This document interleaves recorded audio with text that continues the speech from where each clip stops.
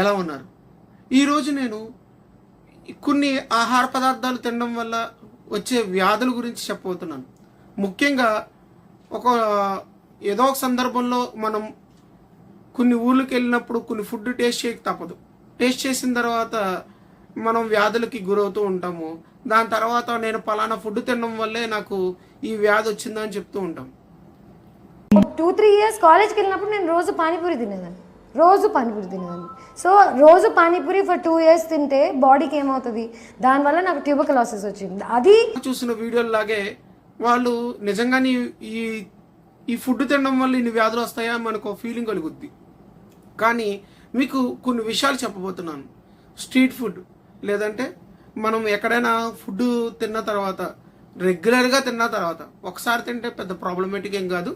రెగ్యులర్గా అదే food taste చేయడం వల్ల మనకు వచ్చే కాంప్లికేట్స్ లేదా కంప్లైంట్స్ ఏంటనే చెప్తున్నాను. మొట్టమొదటగా ఏదైనా ఒక ఫుడ్ తిన్న తర్వాత మనకు ఆ ఫుడ్ హైజీనిక్గా లేకపోయినా లేదా ఆ ఫుడ్ పాయిజన్ అయినా మనలో ఫస్ట్ డెవలప్ అయ్యేది కలరా లేదా ఫుడ్ పాయిజన్ అయ్యి డయేరియా. సెకండ్ వచ్చేది కాంప్లికేషన్ ఏంటంటే ఇరిటబుల్ బౌల్ సిండ్రోమ్. అంటే రెగ్యులర్గా ఫుడ్ తింటే కనుక వచ్చే complicated irritable bowel syndrome. Third person ఏంటంటే థర్డ్ వచ్చే యొక్క కాంప్లికేటెడ్ డిసీజ్ ఏంటంటే ఏదైతే మనం ఫుడ్ తిన్నామో దాని ద్వారా వచ్చే టాక్సిక్ కండిషన్స్ మనమే పడ్డాం. ఫోర్త్ కండిషన్ ఏంటంటే నాన్ ఆల్కహాలిక్ ఫ్యాటీ లివర్. ఇవి కాకుండా ఒబేసిటీ, కొలెస్ట్రాల్ పెరగడం, డయాబెటిక్ రావడం ఈ వ్యాధులకి ఎక్స్ట్రా.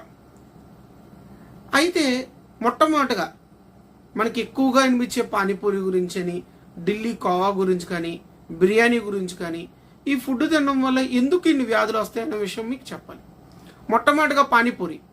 ఈ పానీపూరి తిన్నప్పుడు ఇవి చాలామంది నా క్లినిక్ వచ్చినప్పుడు నేను అడుగుతున్నప్పుడు వాళ్ళు చెప్పే ప్రశ్న ఏంటంటే, మేము పానీపూరిలో ఆయిల్ లేదు కదండి, oil content less, masala content less, దీని ద్వారా ఎందుకు ఇన్ని కాంప్లికేట్స్ వస్తాయి, లేదా మాకు ఎందుకు దీని ద్వారా ఇబ్బంది పడతాం, ఇది హైజీనిక్ ఫుడ్డే కదా అని అంటుంటారు. అదే ఆడవాళ్ళు లేదా మగవాళ్ళు ఒక రెస్టారెంట్కి వెళ్ళినా లేదా పక్కింటి వాళ్ళ ఇంటికి వెళ్ళినా వాటర్ తాగమన్నప్పుడు ఇది ప్యూరిఫైడ్ వాటర్ అండి, లేదంటే కైజిన్ వాటరా లేదా ఆర్ఓ వాటర్ అని అడుగుతూ ఉంటారు. కానీ పానీపూరిలో వాడే వాటర్ ఏ వాటర్ అనేది ఎవరికీ తెలియదు.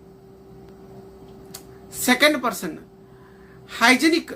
ఏదైతే తెలంగాణ గవర్నమెంట్ ఈ పానీపూరిని నిషేధించడానికి కారణం ఏంటంటే ఈ టైఫాయిడ్ ఏదైతే బ్యాక్టీరియా కండిషన్ ఉందో, ఈ వైరల్ కండిషన్, బ్యాక్టీరియల్ కండిషన్ ఏదైతే వ్యాధులు ఉన్నాయో, కమ్యూనికేషన్ ఏది ఉన్నాయో ఆ కమ్యూనికల్ డిసీజెస్ అని ఏదైతే వ్యాపించే వ్యాధులు ఉన్నాయో, ఈ వాటర్ బాండ్ డిసీజ్ కానీ ఇవన్నీ ఇక్కడ ఈ హైజీనిక్ తక్కువగా ఉండడం వల్ల ఇవి వస్తున్నాయి. ఇవి కాకుండానే వాళ్ళు వాడిన పదార్థాన్ని తిరిగి వాడడం. అంటే ఈరోజు సేల్ అయిపోయింది అనుకోండి, వెరీ గుడ్. సేల్ అవ్వకపోతే మళ్ళీ నెక్స్ట్ రోజుకి 24 గంటల తర్వాత దాన్ని మళ్ళీ వేడి చేసి పెట్టడం. దీని ద్వారా వాళ్ళకి ఎక్కువగా టైఫాయిడ్ వైరస్ అనేది ఎక్కువగా అందరూ ఇబ్బంది పడ్డారు. సో ఈ సంబంధించిన ఈ బ్యాక్టీరియల్ కండిషన్ దీంట్లో ఉందని అక్కడ పానీపూరి మీద నిషేధం విధించారు. హైజీనిక్గా ఉండమే కాదు,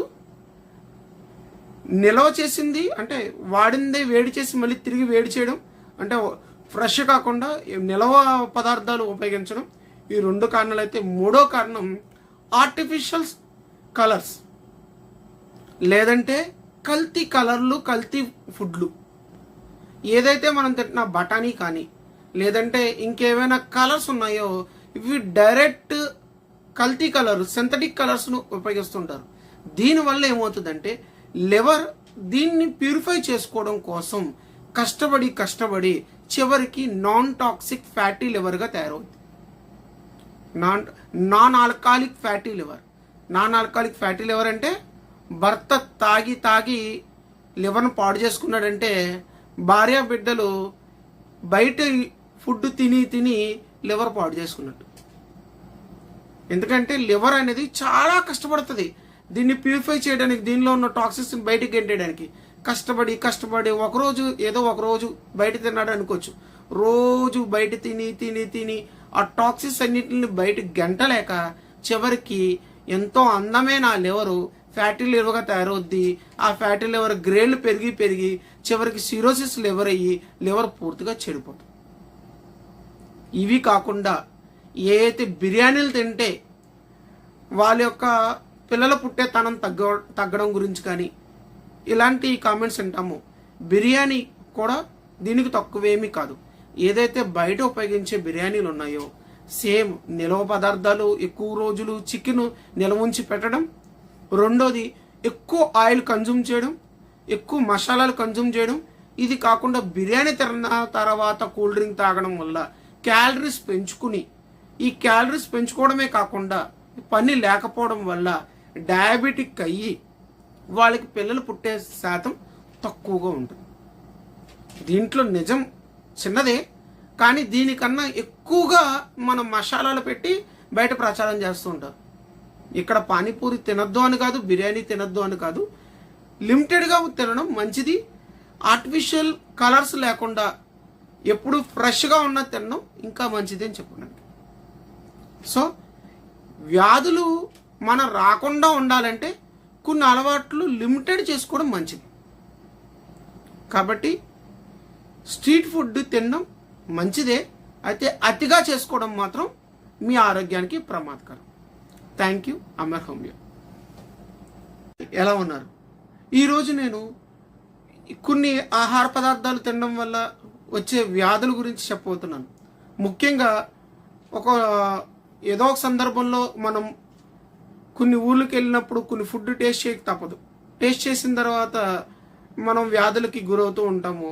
దాని తర్వాత నేను పలానా ఫుడ్ తినడం వల్లే నాకు ఈ వ్యాధి వచ్చిందని చెప్తూ ఉంటాం. 2-3 years కాలేజ్కి వెళ్ళినప్పుడు నేను రోజు పానీపూరి తినేదాన్ని. సో రోజు పానీపూరి ఫర్ 2 years తింటే బాడీకి ఏమవుతుంది, దానివల్ల నాకు ట్యూబర్కులోసిస్ వచ్చింది. అది చూసిన వీడియోలాగే వాళ్ళు నిజంగానే ఈ ఫుడ్ తినడం వల్ల ఇన్ని వ్యాధులు వస్తాయా మనకు ఫీలింగ్ కలుగుద్ది. కానీ మీకు కొన్ని విషయాలు చెప్పబోతున్నాను. స్ట్రీట్ ఫుడ్ లేదంటే మనం ఎక్కడైనా ఫుడ్ తిన్న తర్వాత రెగ్యులర్గా తిన్న తర్వాత ఒకసారి తింటే పెద్ద ప్రాబ్లమేటిక్ ఏం కాదు. రెగ్యులర్గా అదే ఫుడ్ టేస్ట్ చేయడం వల్ల మనకు వచ్చే కాంప్లికేట్స్ లేదా కంప్లైంట్స్ ఏంటనే చెప్తున్నాను. మొట్టమొదటగా ఏదైనా ఒక ఫుడ్ తిన్న తర్వాత మనకు ఆ ఫుడ్ హైజీనిక్గా లేకపోయినా లేదా ఆ ఫుడ్ పాయిజన్ అయినా మనలో ఫస్ట్ డెవలప్ అయ్యేది కలరా లేదా ఫుడ్ పాయిజన్ అయ్యి డయేరియా. సెకండ్ వచ్చేది కాంప్లికేషన్ ఏంటంటే ఇరిటబుల్ బౌల్ సిండ్రోమ్. అంటే రెగ్యులర్గా ఫుడ్ తింటే కనుక వచ్చే complicated irritable bowel syndrome. Third వచ్చే యొక్క కాంప్లికేటెడ్ డిసీజ్ ఏంటంటే ఏదైతే మనం ఫుడ్ తిన్నామో దాని ద్వారా వచ్చే టాక్సిక్ కండిషన్స్ మనమే పడ్డం. ఫోర్త్ కండిషన్ ఏంటంటే నాన్ ఆల్కహాలిక్ ఫ్యాటీ లివర్. ఇవి కాకుండా ఒబేసిటీ, కొలెస్ట్రాల్ పెరగడం, డయాబెటిక్ రావడం ఈ వ్యాధులకి ఎక్స్ట్రా. అయితే మొట్టమొదటిగా మనకి ఎక్కువగా వినిపించే పానీపూరి గురించి అని, ఢిల్లీ కోవా గురించి కానీ, బిర్యానీ గురించి కానీ, ఈ ఫుడ్ తినడం వల్ల ఎందుకు ఇన్ని వ్యాధులు వస్తాయన్న విషయం మీకు చెప్పాలి. మొట్టమొదటిగా పానీపూరి. ఈ పానీపూరి తిన్నప్పుడు ఇవి చాలామంది నా క్లినిక్ వచ్చినప్పుడు నేను అడుగుతున్నప్పుడు వాళ్ళు చెప్పే ప్రశ్న ఏంటంటే, మేము పానీపూరిలో ఆయిల్ లేదు కదండి, oil content less, masala content less, దీని ద్వారా ఎందుకు ఇన్ని కాంప్లికేట్స్ వస్తాయి, లేదా మాకు ఎందుకు దీని ద్వారా ఇబ్బంది పడతాం, ఇది హైజీనిక్ ఫుడ్డే కదా అని అంటూ ఉంటారు. అదే ఆడవాళ్ళు లేదా మగవాళ్ళు ఒక రెస్టారెంట్కి వెళ్ళినా లేదా పక్కింటి వాళ్ళ ఇంటికి వెళ్ళినా వాటర్ తాగమన్నప్పుడు ఇది ప్యూరిఫైడ్ వాటర్ అండి, లేదంటే కైజిన్ వాటరా లేదా ఆర్ఓ వాటర్ అని అడుగుతూ ఉంటారు. కానీ పానీపూరిలో వాడే వాటర్ ఏ వాటర్ అనేది ఎవరికీ తెలియదు. Second person hygienic.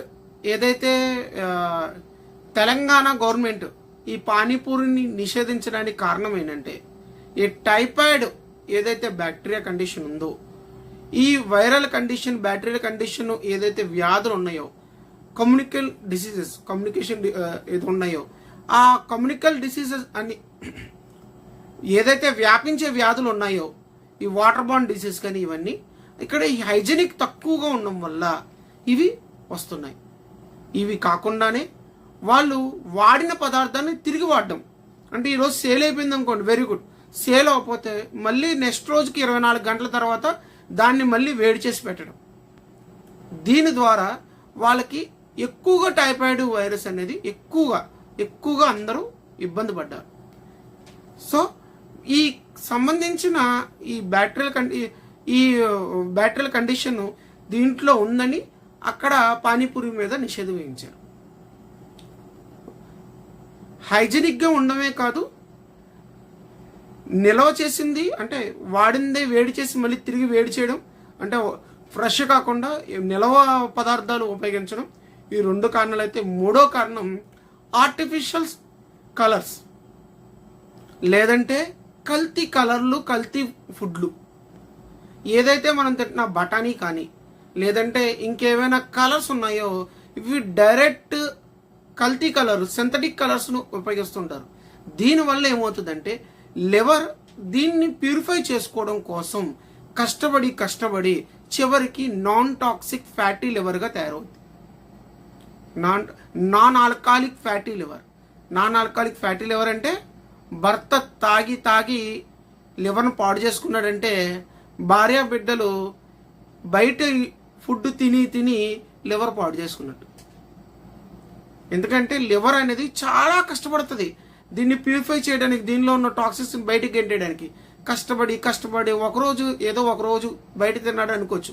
రోజు బయట తిని ఆ టాక్సిన్స్ అన్నిటిని బయట గెంటలేక చివరికి ఎంతో అందమైన ఆ లివరు ఫ్యాటీ లివర్గా తయారవుద్ది.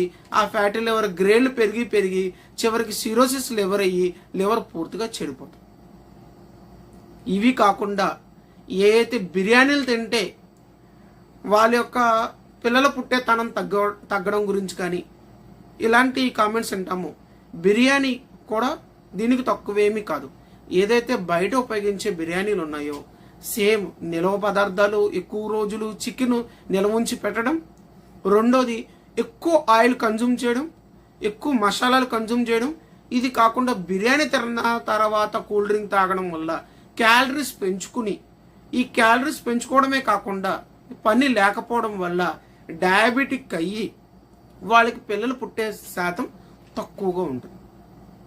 దీంట్లో నిజం చిన్నదే, కానీ దీనికన్నా ఎక్కువగా మనం మసాలాలు పెట్టి బయట ప్రచారం చేస్తూ ఉంటారు. ఇక్కడ పానీపూరి తినద్దు అని కాదు, బిర్యానీ తినద్దు అని కాదు, లిమిటెడ్గా తినడం మంచిది. ఆర్టిఫిషియల్ కలర్స్ లేకుండా ఎప్పుడు ఫ్రెష్గా ఉన్న తినడం ఇంకా మంచిది అని చెప్పడానికి. సో వ్యాధులు మనం రాకుండా ఉండాలంటే కొన్ని అలవాట్లు లిమిటెడ్ చేసుకోవడం మంచిది. కాబట్టి స్ట్రీట్ ఫుడ్ తినడం మంచిదే, అయితే అతిగా చేసుకోవడం మాత్రం మీ ఆరోగ్యానికి ప్రమాదకరం.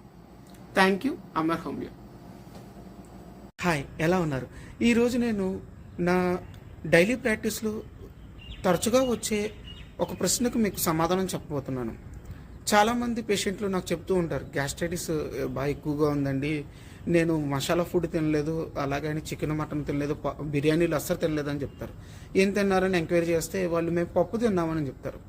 పప్పుకి ఇంత గ్యాస్ట్రైటిస్ రావడానికి కారణం ఏంటని వాళ్ళు అడుగుతూ ఉంటారు. యాక్చువల్గా ఇక్కడ మీకు గుర్తించాల్సింది ఏంటంటే ఈ పప్పులు ధాన్యాలన్నీ కూడా డీహైడ్రేట్ అయిపోయినాయి, అంటే దాంట్లో తేమ శాతం లేకుండా మనకు దొరుకుతాయి. ఈ తేమ శాతం దొరికిన ఈ ఉన్న పప్పులు మనం ఎలా యూజ్ చేయాలంటే ఎక్కువసేపు నానబెట్టాలి. అదేవిధంగా దాని పైన ఉన్న ఏదైతే ఆర్టిఫిషియల్ కెమికల్స్ ద్వారా దాని రంగు కోసం ఉపయోగిస్తారో వాటిని బాగా శుభ్రం చేసి తర్వాత మనం ఉడికించాలి. కానీ మనం చేసేది ఏంటంటే కుక్కర్లో వేస్తాం, దాన్ని ఉడికించేసి మనం తింటాం. దీనివల్ల ఇది మనకు అరుగుదల అవ్వదు. సో అసలు పప్పుల్ని ఎలా ఉపయోగించాలంటే ఎక్కువసేపు నానబెట్టాలి. అదేవిధంగా నానబెట్టిన పప్పు పైన ఉన్న బాగా దాన్ని శుభ్రం చేయాలి. ఆ శుభ్రం చేసిన తర్వాతే అదేవిధంగా బాగా ఉడకబెట్టాలి. సగం ఉడికిన పప్పులు మాంసాహారం కన్నా చాలా ప్రమాదకరం. కాబట్టి పప్పులను ఉపయోగించే విధానం ఏంటంటే ఎక్కువసేపు నానబెట్టాలి, అదేవిధంగా బాగా శుభ్రం చేయాలి, అదేవిధంగా బాగా ఉడకబెట్టాలి. ఈ విధంగా తింటే పప్పు ధాన్యాల వల్ల ఎటువంటి ఇబ్బంది ఉండదు. Thank you. Amar homeo. Like చేయండి, సబ్స్క్రైబ్ చేయండి, షేర్ చేయండి.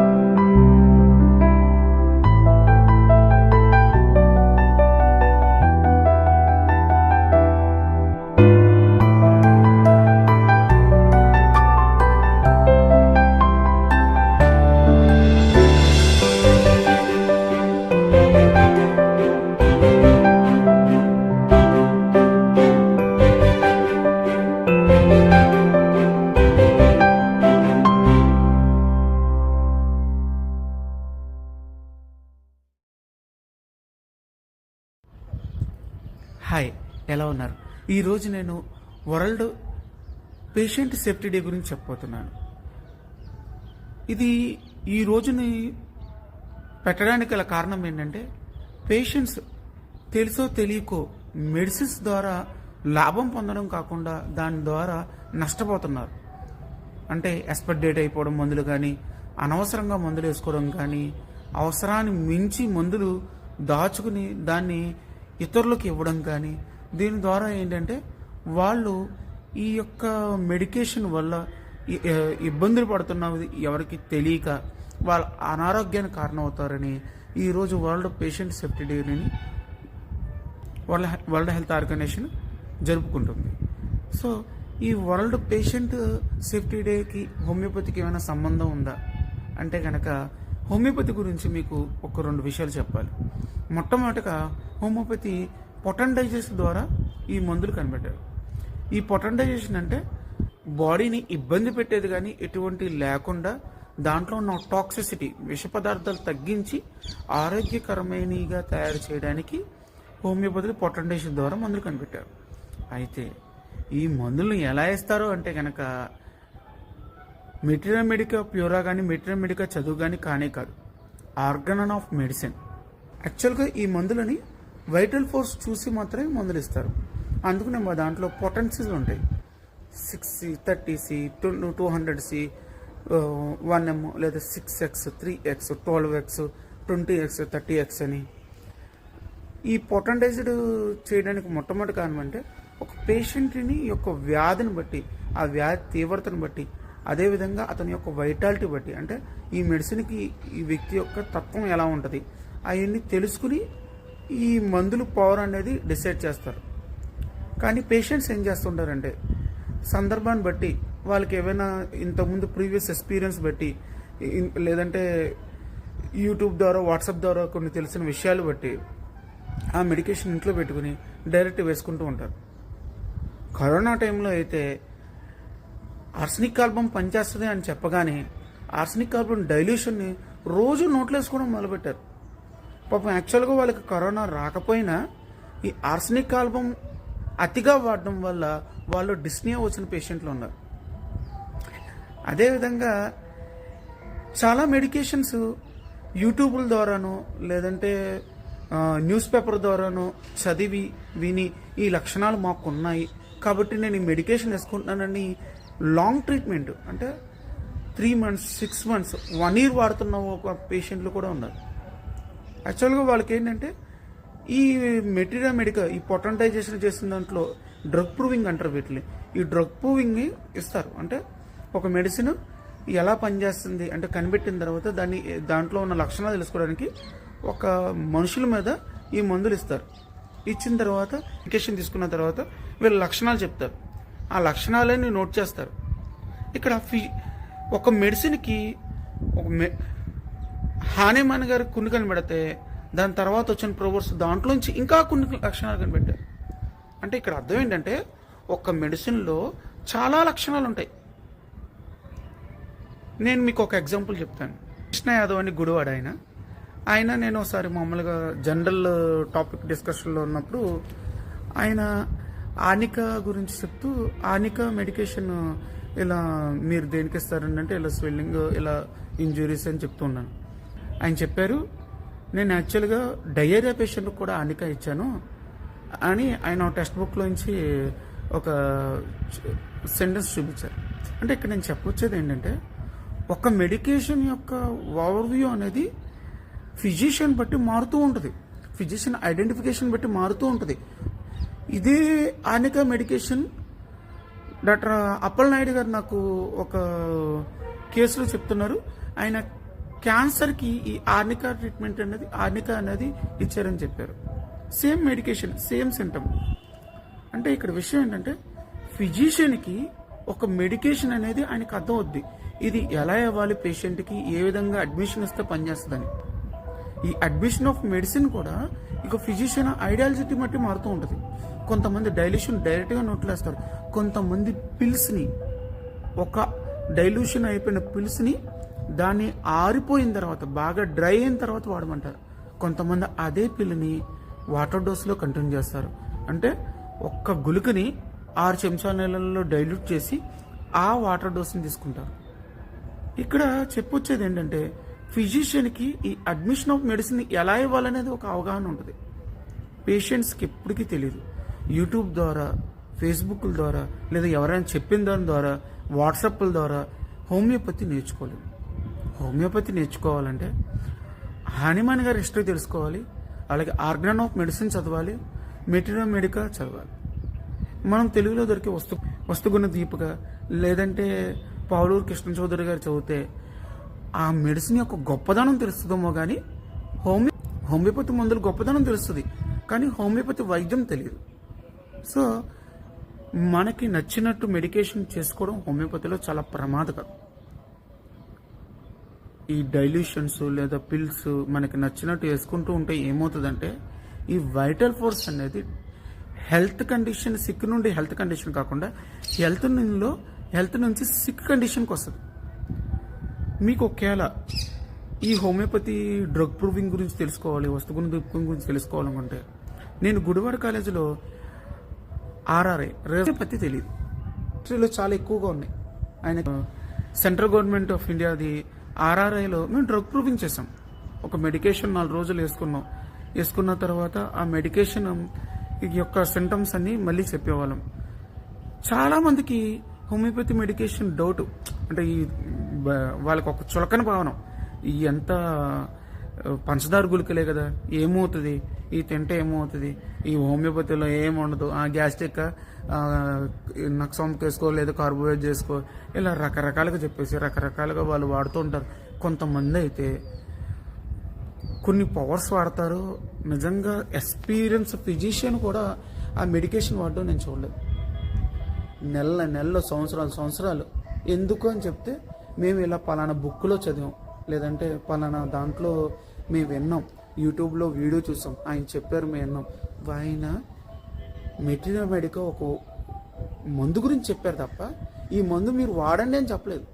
ఈ మందు వాడాల్సింది ఎవరంటే ఫిజిషియన్. చాలామంది వాడరు. గుడివాడలో ఒక ఫిజిషియన్ ఉన్నారు.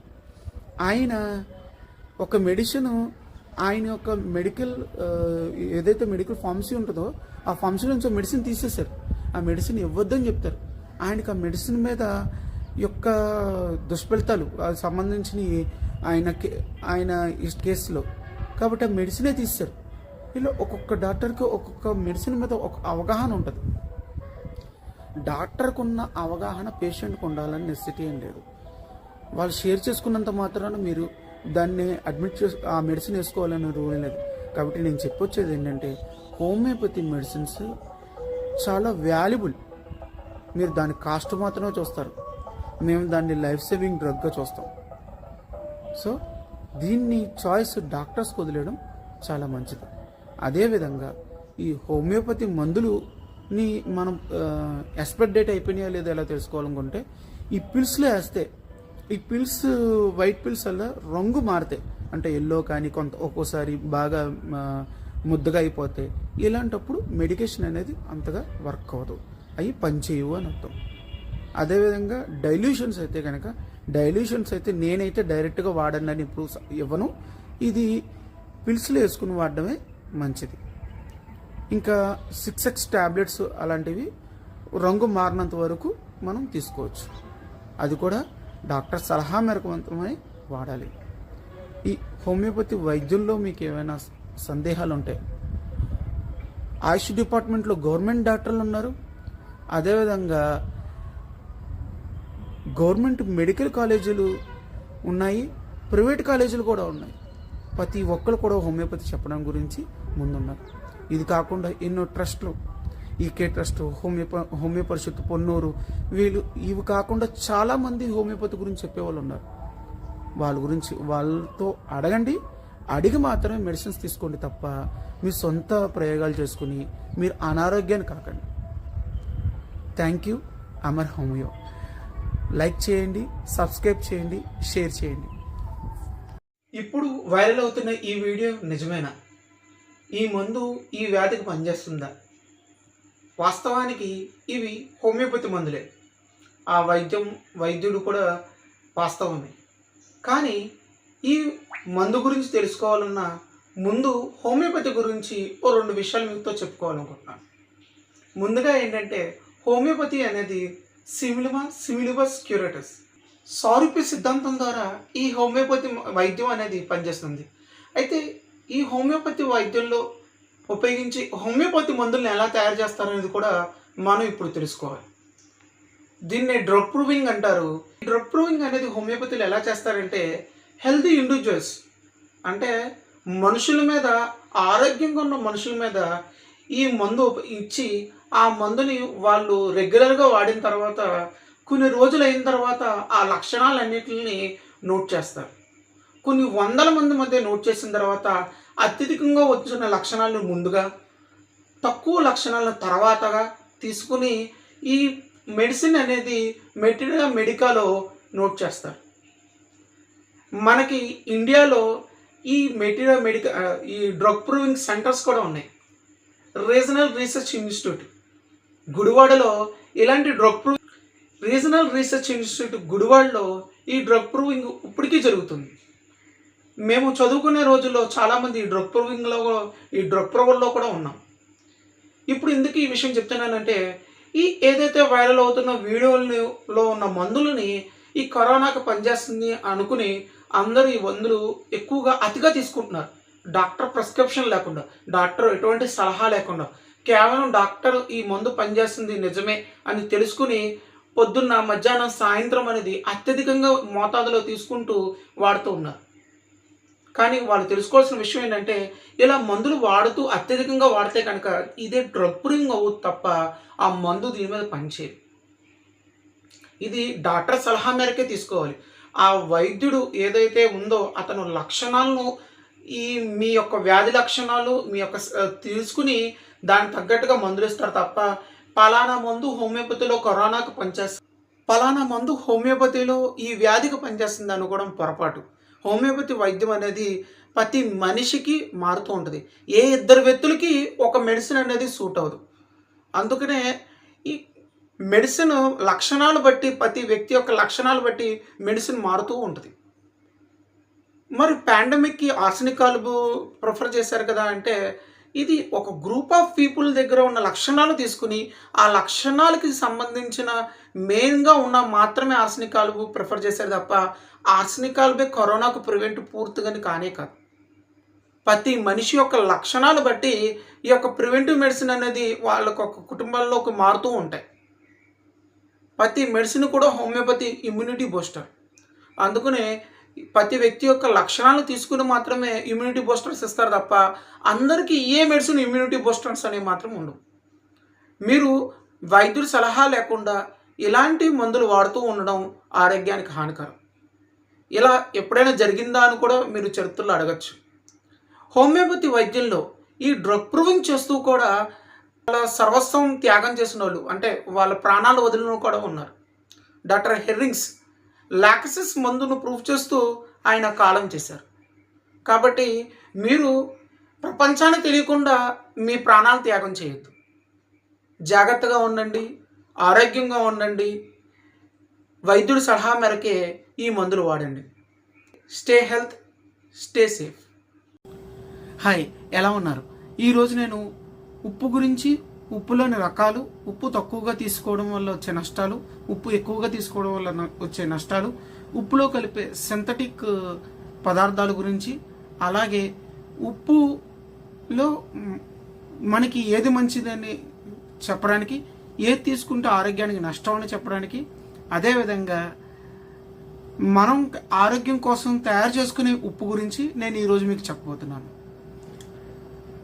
ఉప్పు సోడియం క్లోరైడ్ అందరికీ తెలిసిన, అందరికీ అందుబాటులో ఉన్న ఏకైక కెమికల్. అయితే ఈ ఉప్పులోని రకాల గురించి చెప్పాలనుకుంటే కనుక మనకు తెలిసిన ఈ టేబుల్ సాల్ట్ అంటే మెత్తటి ఉప్పు, జారు లాంటి ఉప్పు, తర్వాత రాక్ సాల్ట్ కల్లుప్పు, బ్లాక్ సాల్ట్ నల్లుప్పు, ఇది కాకుండా సైంధవ లవణం ఆయుర్వేద మెడిసిన్లో ఉపయోగించే లవణం ఒక సాల్ట్. ఈ ఆయుర్వేదంలోకి వచ్చేసరికి సైంధవ లవణం అలాగే లవణాల రకాలు కూడా ఉన్నాయి. అవి ఆయుర్వేదంలో క్రూడ్ మెటీరియల్ దొరుకుతాయి, దాన్ని తీసుకుని మనం మందుగా తయారు చేసుకోవడానికి ఉంటుంది, అది డైరెక్ట్గా తీసుకోవడానికి లేదు. అదేవిధంగా హిమాలయ పింక్ సాల్ట్, ఇవి కాకుండానే మనకి ఈ గ్లోబలైజేషన్ ద్వారా దొరికే ఇంకా కొన్ని సాల్ట్స్ ఉన్నాయి. అయితే ఈ సాల్ట్స్లో మనకి ఏంటి ప్రత్యేకత అని చెప్పుకోవాలి. Table salt. టేబుల్ సాల్ట్ అంటే మనం అనుకునేది ఏంటంటే మెత్తటి ఉప్పు మాత్రమే అనుకుంటాం, కానీ ఆ మెత్తటి ఉప్పు, అది ఉప్పు ఏంటంటే గడ్డ కట్టే రకంగా ఉంటుంది గాలిలో తేమ వల్ల. కానీ సోడియం ఏదైతే మన టేబుల్ సాల్ట్ ఉందో అది గడ్డ కట్టదు. దీనికి గల కారణం ఏంటంటే ఈ సోడియం క్లోరైడ్ ఏదైతే ఉప్పు ఉందో గడ్డ కట్టకుండా ఉండడానికి దీంట్లో కొన్ని సింథటిక్ కెమికల్స్ కలుపుతారు. జస్ట్ లైక్ ఆర్సనిక్ కాంపోనెంట్స్ కలిపి ఇవి జారుగా సన్నటిగా స్ప్రింకిల్స్లో పడడానికి దీన్ని ఆ కెమికల్స్ యాడ్ చేసి ఉంచుతారు. అదేవిధంగా గవర్నమెంట్ రూల్ ప్రకారం అయోడిన్ యాడ్ చేసి ఈ సాల్ట్ ఉంటుంది, టేబుల్ సాల్ట్. అది కల్లుప్పు లేదా సముద్ర ఉప్పు అంటాము. ఈ కల్లుప్పు అంటే ఏంటంటే సముద్రం వాటర్ ద్వారా మనం తయారు చేసిన ఈ కల్లుప్పుని, దీన్ని మనం పికిల్స్కి, అదేవిధంగా కొన్ని వాటికి, కొన్ని ఆహార పదార్థాల్లో మనం తయారు చేసుకోవడానికి ఉపయోగిస్తూ ఉంటాం. ఈ టేబుల్ సాల్ట్లో సోడియం కంటెంట్ అనేది ఎక్కువగా ఉంటుంది. ఈ రాక్ సాల్ట్లో ఏదైతే కల్లుప్పు, సముద్రం ఉప్పులో చాలా తక్కువ, దీంతో పోల్చుకుంటే దీంట్లో సోడియం శాతం అనేది చాలా తక్కువగా ఉంటుంది. అదేవిధంగా బ్లాక్ సాల్ట్, ఈ సాల్ట్లో బ్లాక్గా ఉన్న సాల్ట్ని, ఈ ఏదైతే కల్లుప్పులో బ్లాక్గా ఉన్న సాల్ట్ని బ్లాక్ సాల్ట్ అంటారు. ఇది పర్వతాల్లో దొరుకుద్ది, మైనింగ్ చేస్తే కానీ ఇది రాదు. ఈ బ్లాక్ సాల్ట్లో ఉన్న బెనిఫిట్ ఏంటంటే దీంట్లో ఎక్కువగా లవణాలు ఉంటాయి. అంటే ఏదైతే సోడియమే కాకుండా మిగతా మెగ్నీషియం, పొటాషియం, మిగతా లవణాలు అనేవి చాలా ఎక్కువగా ఉంటాయి. ఇవి ఎవరైనా అనారోగ్యంగా ఉన్నవాళ్ళు, ఎనిమిక్ కండిషన్లో ఉన్నవాళ్ళు, లేదంటే ఈ బాగా వీక్గా ఉన్నవాళ్ళు, డైజెషన్ తక్కువగా ఉన్న వాళ్ళందరూ కూడా ఈ సాల్ట్ యూజ్ చేస్తూ ఉంటారు. అదేవిధంగా Himalaya rock salt, pink salt అంటారు, హిమాలయ పింక్ సాల్ట్. హిమాలయ పర్వతాల్లో దొరికే ఈ పింక్ సాల్ట్ అనేది, ఈ పింక్ సాల్ట్ కూడా ఉపయోగం ఏంటంటే ఈ పింక్ సాల్ట్ అనేది సహజంగా ఏర్పడిన సాల్ట్, ఇది కూడా మైనింగ్ చేస్తారు. అయితే ఈ సాల్ట్ని కన్జ్యూమ్ చేసే విధానం కూడా చాలా వేరుగా ఉంటుంది. కొంతమంది దీన్ని బాగా ఒక రాత్రి అంతా కూడా పూర్తిగా నీళ్ళల్లో, ఒక బాటిల్లో నీళ్ళలో బాగా మిక్స్ చేసి ఉంచి మార్నింగ్ దీన్ని డైరెక్ట్గా కూడా కన్జ్యూమ్ చేస్తారు వెయిట్ లాస్ గురించి. దానివల్ల దీంట్లో చాలా సోడియం తక్కువగా ఉంటుంది, మిగతా మినరల్స్ అనేవి బాగా ఎక్కువగా ఉంటాయి. అదేవిధంగా సైంధవ లవణం, ఆయుర్వేదంలో దొరికే సైంధవ లవణం, ఇంకా లవణాలు, కొన్ని లవణాలు ఉన్నాయి.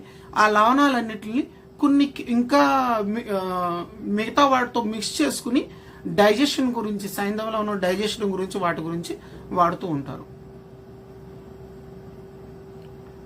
అదేవిధంగా అసలు ఈ సాల్ట్ ఎంత కన్జ్యూమ్ చేయాలి, మోతాదు ఎంత తీసుకోవాలి అనేది కూడా ఆలోచించాలి. ఈ సాల్ట్ కన్జూమేషన్ అనేది ఇట్ డిపెండ్ పర్సన్ బట్టి మనకి ఆధారపడుద్ది. జనరల్గా ఏంటంటే ఈ చిన్నపిల్లల్లో అంటే 1 year బిలో చైల్డ్కి అసలు సాల్ట్ కన్జంప్షన్ అవసరం లేదు. 1 year చైల్డ్ కూడా అవసరం లేదు. ఎందుకంటే వాళ్ళకి ఇంకా ఆర్గాన్స్ అనేవి డెవలప్ అవ్వు, దీనివల్ల కిడ్నీ మీద వేటి మీద ఎఫెక్ట్ పడదు. అదేవిధంగా ఏదైతే కూరల్లో సాల్ట్ డైరెక్ట్గా వేస్తూ ఉంటామో దానివల్ల మనకి సరిపోద్ది. కానీ యాక్చువల్గా హోటల్లో టేబుల్ సాల్ట్ ఎందుకు పెడుతూ ఉంటారంటే ఈ ఏదైతే స్పైసీ ఫుడ్ తీసుకుంటారో ఈ స్నాక్స్ ఐటమ్స్ లేదంటే చాట్ ఐటమ్స్ వాటి మీద స్ప్రింకిల్ తీసుకోవడానికి ఉపయోగపడద్దని పెడుతుంటారు పెప్పరు సాల్ట్ అనేది. అయితే మన దగ్గర ఉన్న ప్రాబ్లం ఏంటంటే సాల్ట్ కన్జంప్షన్ అనేది బాగా ఎక్కువగా ఉంటాయి.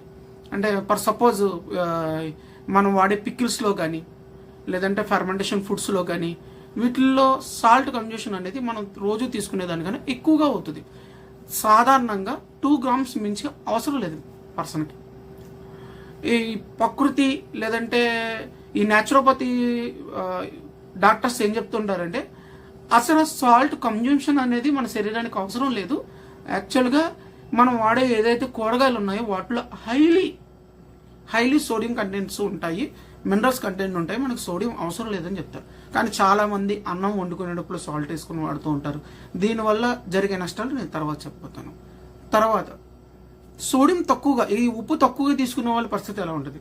వీళ్ళు మామూలుగా ఉన్న వ్యక్తుల కన్నా కొద్దిగా మందకొంటిగా ఉంటారు. వీళ్ళు నీరసం ఎక్కువగా ఉంటుంది, ఇంకా కళ్ళు తిరగడం ఇలాంటివన్నీ శాతాలు ఎక్కువగా ఉంటాయి. అదే ఉప్పు ఎక్కువగా తీసుకునే వాళ్ళ పరిస్థితి ఏంటి? ఈ ఉప్పు ఎక్కువగా తీసుకునే వాళ్ళ పరిస్థితిలో చాలా రకాలు ఉన్నాయి. వ్యాధిగ్రస్తులకు వచ్చే ప్రాబ్లమ్స్ కొన్ని ఉన్నాయి, మామూలు వ్యక్తులకు వచ్చే ప్రాబ్లమ్స్ ఎక్కువ వేరుగా ఉంటాయి.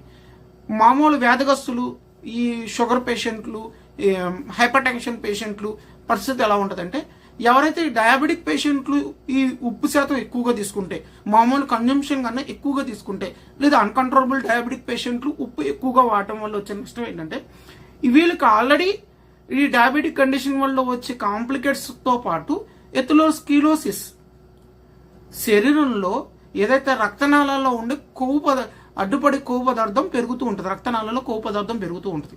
ఇది కాకుండానే డయాబెటిక్ లెవెల్ కూడా పెరుగుతూ ఉంటుంది. ఈ హార్ట్ కంప్లైంట్ రావడానికి ఎక్కువ రీజన్స్ ఉన్నాయి. అదేవిధంగా ఈ కిడ్నీ కంప్లైంట్లు ఉన్న వాళ్ళు ఎవ్వరూ కూడా ఈ మిగతా ఏదైతే సైంధవ లవణం ఉన్నాయో లేదంటే మిగతా సాల్ట్స్ ఉన్నాయో ఈ పింక్ సాల్ట్, బ్లాక్ సాల్ట్, సైంధవ లవణం ఇలాంటి అన్నిటికి దూరంగా ఉండాలి. దీంట్లో ఎక్కువ మినరల్స్ ఉంటాయి, ఎక్కువ పొటాషియం వీటి ఉండడం వల్ల వీళ్ళు కిడ్నీ కంప్లైంట్ ఉన్న వాళ్ళు ఎవరైనా కనుక ఈ సైంధవ లవణం లేదంటే ఈ బ్లాక్ సాల్ట్ తీసుకోవడం వల్ల కిడ్నీ ఫెయిల్యూర్ అయ్యే శాతం ఎక్కువగా ఉంటాయి. షుగర్ పేషెంట్లు, కిడ్నీ కంప్లైంట్స్ ఉన్న పేషెంట్లు వీటికి చాలా దూరంగా ఉండాలి. అదేవిధంగా ఈ సాల్ట్ అనేది అనుకోకుండా ఎక్కువగా తీసుకోవడం వల్ల వచ్చే నష్టం ఏంటంటే ముందు డీహైడ్రేట్ అయిపోతారు. ఎందుకంటే వీళ్ళకి యూరిన్ ఎక్కువగా అయిపోయి లోనున్న వాటర్ కన్సంప్షన్ కూడా బాగా ఎక్కువ పోవడం వల్ల వాళ్ళు డీహైడ్రేట్ అయిపోతారు, మోషన్స్ అవుతాయి, నిద్ర పట్టకుండా ఉంటాయి, బ్రెయిన్ గజిబిజి గందరగోళంగా ఉంటుంది. కాబట్టి సాల్ట్ లేకుండా ఉండడానికి ప్రయత్నించాలి. ఇవి కాకుండా కొన్ని ప్రోబయోటిక్ సాల్ట్స్ ఉన్నాయి. ఈ ప్రోబయోటిక్ సాల్ట్స్ ఏంటంటే బయోసాల్ట్ లేదా కోజీ సాల్ట్. ఈ బయోసాల్ట్, కోజీ సాల్ట్ ఏంటంటే ఈ ప్రోబయోటిక్ సాల్ట్స్ అనేవి మనం ఏదైతే పొలయబెట్టిన వాటితో తయారు చేస్తాం. ఈ బయోసాల్ట్ అనేది పొలయబెట్టిన గంజిని లేదంటే ఆల్రెడీ కోసిన బెండకాయలు రాత్రి నిల్వ ఉంచి తర్వాత ఆ వాటర్ ద్వారా ఈ సాల్ట్ని ప్రిపరేషన్ చేస్తారు. వీటి గురించి నేను తర్వాత ఒక వీడియోలో చేస్తాను. ఈ కోజీ సాల్ట్ కూడా ఇది ఒక ప్రోబయోటిక్ సాల్ట్, అది మనం సొంతంగా తయారు చేసుకున్న సాల్ట్. ఈ కాకుండా టేస్టింగ్ సాల్ట్స్, ఇవి direct synthetic salts. Tasting salt కానీ అయోడిన్ మిక్స్ అయిన సాల్ట్ కానీ ఇంకా కొన్ని ఏమైనా కెమికల్ సాల్ట్స్ ఉన్నాయని ఇవన్నీ సింథటిక్ మెటీరియల్ ఉపయోగిస్తారు. సింథటిక్ మెటీరియల్ అంటే నథింగ్ బట్ కెమికల్, డైరెక్ట్గా మన మీద ఒక కెమికల్ ఉపయోగిస్తారు. ఈ టేస్టింగ్ సాల్ట్ అనేది ఇవి అపెటైట్ రేజ్ చేయడం, టేస్ట్ని పెంచడానికి ఉపయోగిస్తారు. దీనివల్ల ఈ సింథటిక్ కెమికల్ వల్ల ఏదైతే సైడ్ ఎఫెక్ట్స్ ఉంటాయో, ఇంకా అన్ప్రూవ్ కన్సైన్డ్ ఏవైనా సింటమ్స్ ఉంటాయో అవన్నీ కూడా మన శరీరంలో కనబడుతుంటాయి. ఎక్కువగా దీని ద్వారా ఎక్కువగా బాధపడేది ఏంటంటే ఒబేసిటీకి మెయిన్ రీజన్. ఇవి కాకుండా ఇంకా హార్మోన్ ఇంబ్యాలెన్స్ చేస్తాయని రీసెర్చ్ పేపర్స్ చెప్తున్నాయి. కానీ ఇంకా ఎక్కువ సైడ్ ఎఫెక్ట్స్ ప్రతి ఇండివిజువల్ పర్సన్కి మారే అవకాశాలు ఉంటాయి.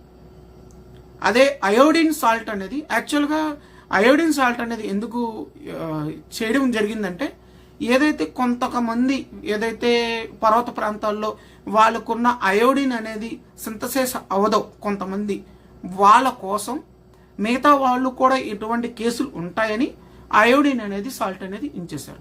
కానీ కొంతమందికి ఈ అయోడిన్ సాల్ట్ వాడడం వల్ల కూడా సైడ్ ఎఫెక్ట్ వస్తుంది, ఎందుకంటే ఇది ఒకటి సింథటిక్. అయితే ఈ అయోడిన్ శాతం గవర్నమెంట్ ప్రకారం చాలా తక్కువ మోతాదులో అంటారు.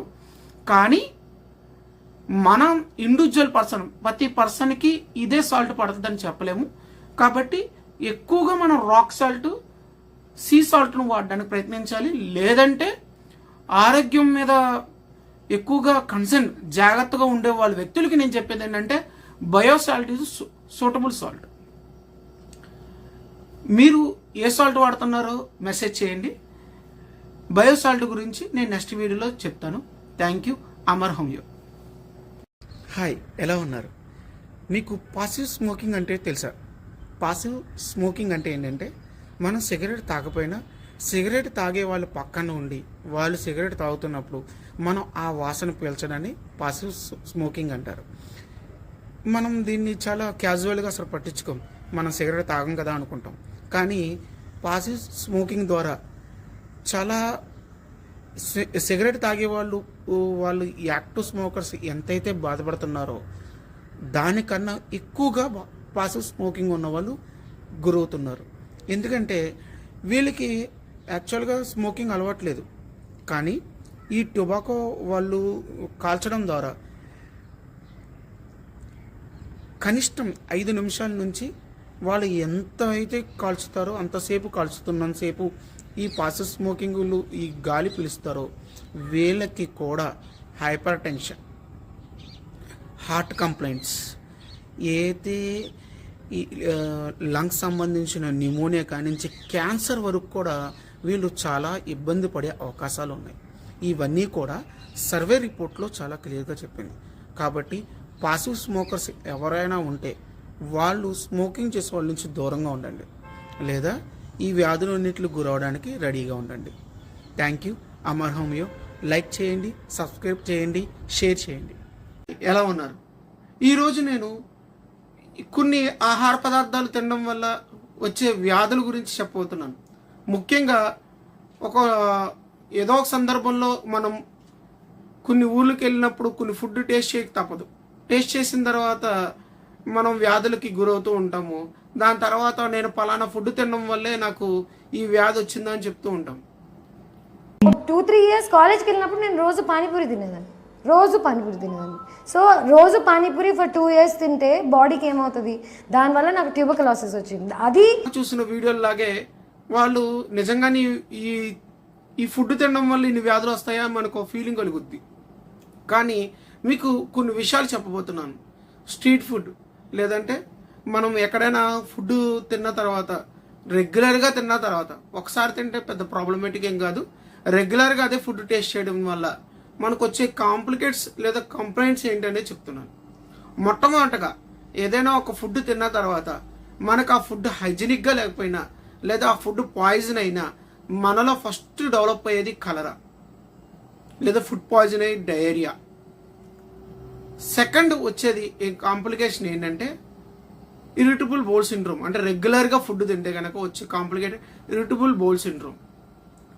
థర్డ్ పర్సన్ ఏంటంటే థర్డ్ వచ్చే యొక్క కాంప్లికేటెడ్ డిసీజ్ ఏంటంటే ఏదైతే మనం ఫుడ్ తిన్నామో దాని ద్వారా వచ్చే టాక్సిక్ కండిషన్స్ మనమే పడ్డాం. ఫోర్త్ కండిషన్ ఏంటంటే నాన్ ఆల్కహాలిక్ ఫ్యాటీ లివర్.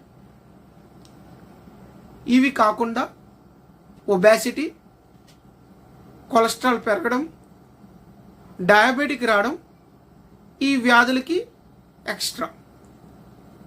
అయితే మొట్టమొదటిగా మనకి ఎక్కువగా వినిపించే పానీపూరి గురించి అని, ఢిల్లీ కోవా గురించి కానీ, బిర్యానీ గురించి కానీ, ఈ ఫుడ్ తినడం వల్ల ఎందుకు ఇన్ని వ్యాధులు వస్తాయన్న విషయం మీకు చెప్పాలి. మొట్టమొదటిగా పానీపూరి. ఈ పానీపూరి తిన్నప్పుడు ఇవి చాలామంది నా క్లినిక్ వచ్చినప్పుడు నేను అడుగుతున్నప్పుడు వాళ్ళ చెప్పే ప్రశ్న ఏంటంటే, మేము పానీపూరిలో ఆయిల్ లేదు కదండి, oil content less, masala content less, దీని ద్వారా ఎందుకు ఇన్ని కాంప్లికేట్స్ వస్తాయి, లేదా మాకు ఎందుకు దీని ద్వారా ఇబ్బంది పడతాం, ఇది హైజెనిక్ ఫుడ్డే కదా అని అంటుంటారు. అదే ఆడవాళ్ళు లేదా మగవాళ్ళు ఒక రెస్టారెంట్కి వెళ్ళినా లేదా పక్కింటి వాళ్ళ ఇంటికి వెళ్ళినా వాటర్ తాగమన్నప్పుడు ఇది ప్యూరిఫైడ్ వాటర్ అండి, లేదంటే కైజిన్ వాటరా, లేదా ఆర్ఓ వాటర్ అని అడుగుతూ ఉంటారు. కానీ పానీపూరిలో వాడే వాటర్ ఏ వాటర్ అనేది ఎవరికీ తెలియదు. Second person hygienic.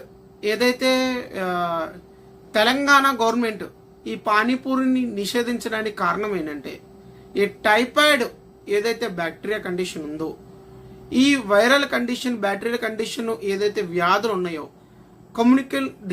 కమ్యూనికేషన్ ఏది ఉన్నాయో, ఆ కమ్యూనికల్ డిసీజెస్ అని ఏదైతే వ్యాపించే వ్యాధులు ఉన్నాయో, ఈ వాటర్ బాండ్ డిసీజ్ కానీ ఇవన్నీ ఇక్కడ ఈ హైజెనిక్ తక్కువగా ఉండడం వల్ల ఇవి వస్తున్నాయి. ఇవి కాకుండానే వాళ్ళు వాడిన పదార్థాన్ని తిరిగి వాడడం. అంటే ఈరోజు సేల్ అయిపోయింది అనుకోండి, వెరీ గుడ్. సేల్ అవ్వకపోతే మళ్ళీ నెక్స్ట్ రోజుకి 24 గంటల తర్వాత దాన్ని మళ్ళీ వేడి చేసి పెట్టడం. దీని ద్వారా వాళ్ళకి ఎక్కువగా టైఫాయిడ్ వైరస్ అనేది ఎక్కువగా అందరూ ఇబ్బంది పడ్డారు. సో ఈ సంబంధించిన ఈ బ్యాక్టీరియల్ కండిషన్ దీంట్లో ఉందని అక్కడ పానీపూరి మీద నిషేధం విధించారు. హైజెనిక్గా ఉండడమే కాదు, నిల్వ చేసింది అంటే వాడిందే వేడి చేసి మళ్ళీ తిరిగి వేడి చేయడం, అంటే ఫ్రెష్ కాకుండా నిల్వ పదార్థాలు ఉపయోగించడం, ఈ 2 కారణాలు అయితే, మూడో కారణం ఆర్టిఫిషియల్ కలర్స్, లేదంటే కల్తీ కలర్లు, కల్తీ ఫుడ్లు. ఏదైతే మనం తింటున్న బఠానీ కానీ లేదంటే ఇంకేమైనా కలర్స్ ఉన్నాయో ఇవి డైరెక్ట్ కల్తీ కలర్, సింథటిక్ కలర్స్ను ఉపయోగిస్తుంటారు. దీనివల్ల ఏమవుతుందంటే లివర్ దీన్ని ప్యూరిఫై చేసుకోవడం కోసం కష్టపడి చివరికి నాన్ టాక్సిక్ ఫ్యాటీ లివర్గా తయారవుతుంది. Non alcoholic fatty liver. Non alcoholic fatty liver అంటే భర్త తాగి లివర్ను పాడు చేసుకున్నాడంటే భార్య బిడ్డలు బయట ఫుడ్ తిని లివర్ పాడు చేసుకున్నట్టు. ఎందుకంటే లివర్ అనేది చాలా కష్టపడుతుంది దీన్ని ప్యూరిఫై చేయడానికి, దీనిలో ఉన్న టాక్సిన్స్ బయటకు గెంటేయడానికి. కష్టపడి ఒకరోజు బయట తిన్నాడు అనుకోవచ్చు, రోజు బయట తిని ఆ టాక్సిన్స్ అన్నిటిని బయట గెంటలేక చివరికి ఎంతో అందమైన ఆ లివరు ఫ్యాటీ లివర్గా తయారవుద్ది. ఆ ఫ్యాటీ లివర్ గ్రేడ్లు పెరిగి చివరికి సిరోసిస్ లివర్ అయ్యి లివర్ పూర్తిగా చెడిపోతుంది. ఇవి కాకుండా ఏదైతే బిర్యానీలు తింటే వాళ్ళ యొక్క పిల్లల పుట్టేతనం తగ్గడం గురించి కానీ ఇలాంటి కామెంట్స్ వింటాము. బిర్యానీ కూడా దీనికి తక్కువేమీ కాదు. ఏదైతే బయట ఉపయోగించే బిర్యానీలు ఉన్నాయో సేమ్ నిల్వ పదార్థాలు, ఎక్కువ రోజులు చికెన్ నిల్వ ఉంచి పెట్టడం, రెండోది ఎక్కువ ఆయిల్ కన్జ్యూమ్ చేయడం, ఎక్కువ మసాలాలు కన్జ్యూమ్ చేయడం. ఇది కాకుండా బిర్యానీ తిన్న తర్వాత కూల్ డ్రింక్ తాగడం వల్ల క్యాలరీస్ పెంచుకుని, ఈ క్యాలరీస్ పెంచుకోవడమే కాకుండా పని లేకపోవడం వల్ల డయాబెటిక్ అయ్యి వాళ్ళకి పిల్లలు పుట్టే శాతం తక్కువగా ఉంటుంది. దీంట్లో నిజం చిన్నదే, కానీ దీనికన్నా ఎక్కువగా మనం మసాలాలు పెట్టి బయట ప్రచారం చేస్తూ ఉంటారు. ఇక్కడ పానీపూరి తినద్దు అని కాదు, బిర్యానీ తినద్దు అని కాదు, లిమిటెడ్గా తినడం మంచిది. ఆర్టిఫిషియల్ కలర్స్ లేకుండా ఎప్పుడు ఫ్రెష్గా ఉన్న తినడం ఇంకా మంచిది అని చెప్పుకున్నాను. సో వ్యాధులు మనం రాకుండా ఉండాలంటే కొన్ని అలవాట్లు లిమిటెడ్ చేసుకోవడం మంచిది. కాబట్టి స్ట్రీట్ ఫుడ్ తినడం మంచిదే, అయితే అతిగా చేసుకోవడం మాత్రం మీ ఆరోగ్యానికి ప్రమాదకరం. Thank you. Amar homeo. Hi, ఎలా ఉన్నారు? ఈరోజు నేను మీకు అందుబాటులో మరియు మీకు ఈజీగా ఉండే ఒక ఆరోగ్యకరమైన ఫుడ్ సప్లిమెంట్ గురించి చెప్పబోతున్నాను. దాని పేరు యాపిల్ సిడర్ వెనిగర్ లేదా ఫ్రూట్ వెనిగర్. ఈ వెనిగర్ అంటే ఏంటంటే పిహెచ్ వాల్యూ 5 దానికన్నా తక్కువగా ఉండే ఎసిడిక్ నేచర్ ఉన్న వాటిని ఎసిడిక్ యాసిడ్ని వెనిగర్ అంటారు. ఈ ఫ్రూట్ వెనిగర్స్ ఏవైతే ఉన్నాయో వాటిని కొలయబెట్టిన తర్వాత ఆల్కహాల్ కన్నా మధ్యలో బ్రేక్ అయ్యేదే ఈ వెనిగర్. అయితే ఈ వెనిగర్ ఆరోగ్యం మీద ఎలాంటి ప్రభావం చూపిస్తుంది అంటే కనుక ఇది ఒక ప్రోబయాటిక్. అంటే అర్థం ఏంటంటే మన శరీరంలో మనకు ఉపయోగపడే బ్యాక్టీరియాని, మంచి బ్యాక్టీరియాని ఇది పెంచుతుంది. అదేవిధంగా ప్రీబయాటిక్ని ఈ తీసుకునే విధంగా ఈ ప్రోబయాటిక్ మన శరీరంలో ఇంక్రీజ్ చేస్తుంది. అయితే ఇది ఎవరికి లాభం? ఎవరైతే దీర్ఘకాలిక రోగాలు ఉన్నారో, అదేవిధంగా BP, sugar, hypertension, sugar patient, diabetic పేషెంట్లకి ఇది ఒక అమృతం. హైపర్ టెన్షన్ పేషెంట్కి ఇది బ్యాడ్ కొలెస్ట్రాల్ తగ్గిస్తుంది. అయితే డయాబెటిక్ పేషెంట్లకి ఇది షుగర్ లెవెల్ తగ్గిస్తుంది. అదేవిధంగా వెయిట్ లాస్ అవ్వాలనుకున్న వాళ్ళకు కూడా యాపిల్ సైడర్ వెనిగర్ అమృతంగా పనిచేస్తుంది. ఇవి కాకుండా రొమటైడ్ ఆర్థరైటిస్, ఆస్టియో ఆర్థరైటిస్, ఇలా క్రానిక్ డిసీజ్ ఎవరైతే బాధపడతారో వాళ్ళందరికీ యాపిల్ సైడర్ వెనిగర్ ఒక అమృతంలో పనిచేస్తుంది. అయితే ఇది ఎలా తీసుకోవాలి, ఎవరెవరు తీసుకోవాలి అనేది గురించి కూడా ఆలోచిస్తే కనుక చిన్నపిల్లలు తప్ప ఎవరైతే చిన్నపిల్లలు కాకుండా అంటే బిలో 8 years కాకుండా మిగతా వాళ్ళందరూ కూడా ఇది యూజ్ చేయొచ్చు. దీన్ని డైరెక్ట్గా యూజ్ చేయొచ్చా? ఎలా యూజ్ చేయాలంటే కనుక ఒక చెంచా టీ గ్లాస్ నీళ్ళలో కలుపుకుని తాగొచ్చు. చన్నీళ్ళు లేదా వేడి నీళ్ళు, నో ప్రాబ్లం. చన్నీళ్ళు అయితే కనుక పులుపు తెలుస్తుంది, వేడి నీళ్ళు అయితే కనుక పులుపు మనకు తెలియదు. అదే విధంగా వీటిని డైరెక్ట్గా ఎప్పుడు తీసుకోకూడదు, నీళ్ళలో కలిపి తీసుకోవాలి. గర్భిణీలు తల్లులు తీసుకోకూడదు, ప్రసవించిన తల్లులు తీసుకోవచ్చు. ఇంకా మిగతా ఎవరైతే ఇబ్బందులు ఉన్న వాళ్ళు అందరూ కూడా తీసుకోవచ్చు. ఇది మెడిసిన్ కానే కాదు, ఇది ఒక ఫుడ్ సప్లిమెంట్. అదే విధంగా ఇది ఎంత మోతాదు తీసుకోవాలంటే 2 ml నుంచి స్టార్ట్ చేసి 30 ml వరకు కూడా పర్ డే తీసుకోవచ్చు. అయితే యాపిల్ సైడర్ వెనిగర్ అయినా ఎనీ ఫ్రూట్ వెనిగర్ అయినా మినిమం 30 days వాడిన తర్వాత మళ్ళీ చేంజ్ చేయాలి.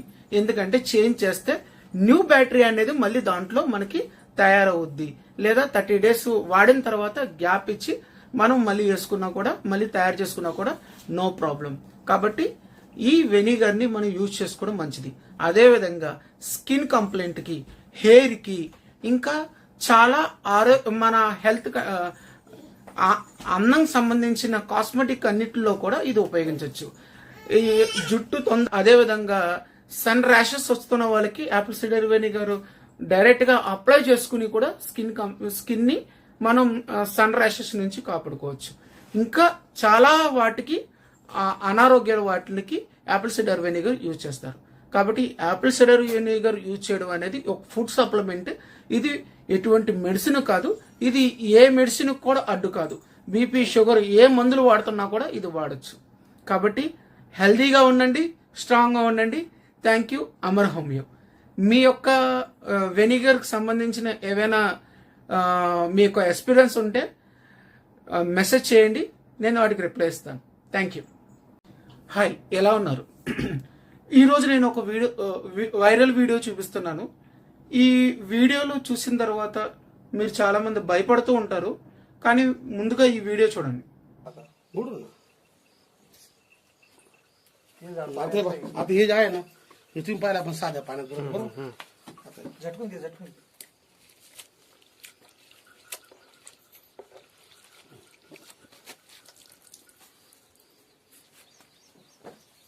बिलगलग होती असं कोणत्या दुकानदाराने दाखवलं मला सांगा आता.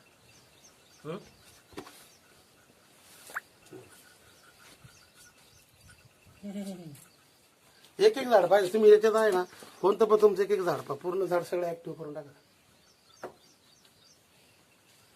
आणि तुम्ही आता हे दोन तास असं ठेवलं ना त्याच्यावर धरायचं. 2 तास सुकणार राहिलं ना, आहे. हे फक्त बागेसाठी डाळिंबाची किंवा याशीची द्राक्षाची याची बाग आहे ना,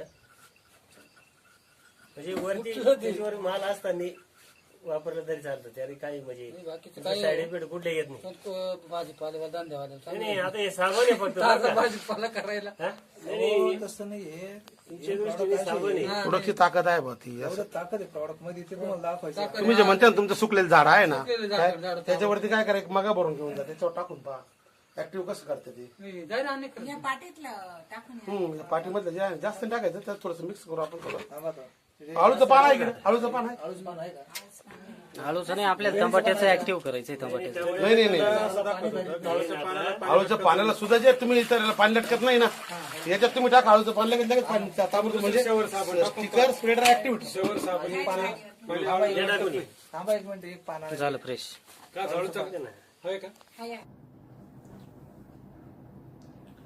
copper sulphate, rhodamine oxide, malachite green మరియు డెడ్లీ కార్బన్ వంటి రసాయన రంగులు వీటి కలిపి ఇవి తాజా ఆకుకూరలాగా గ్రీన్ వెజిటేబుల్స్ లాగా తయారు చేస్తుంటారు.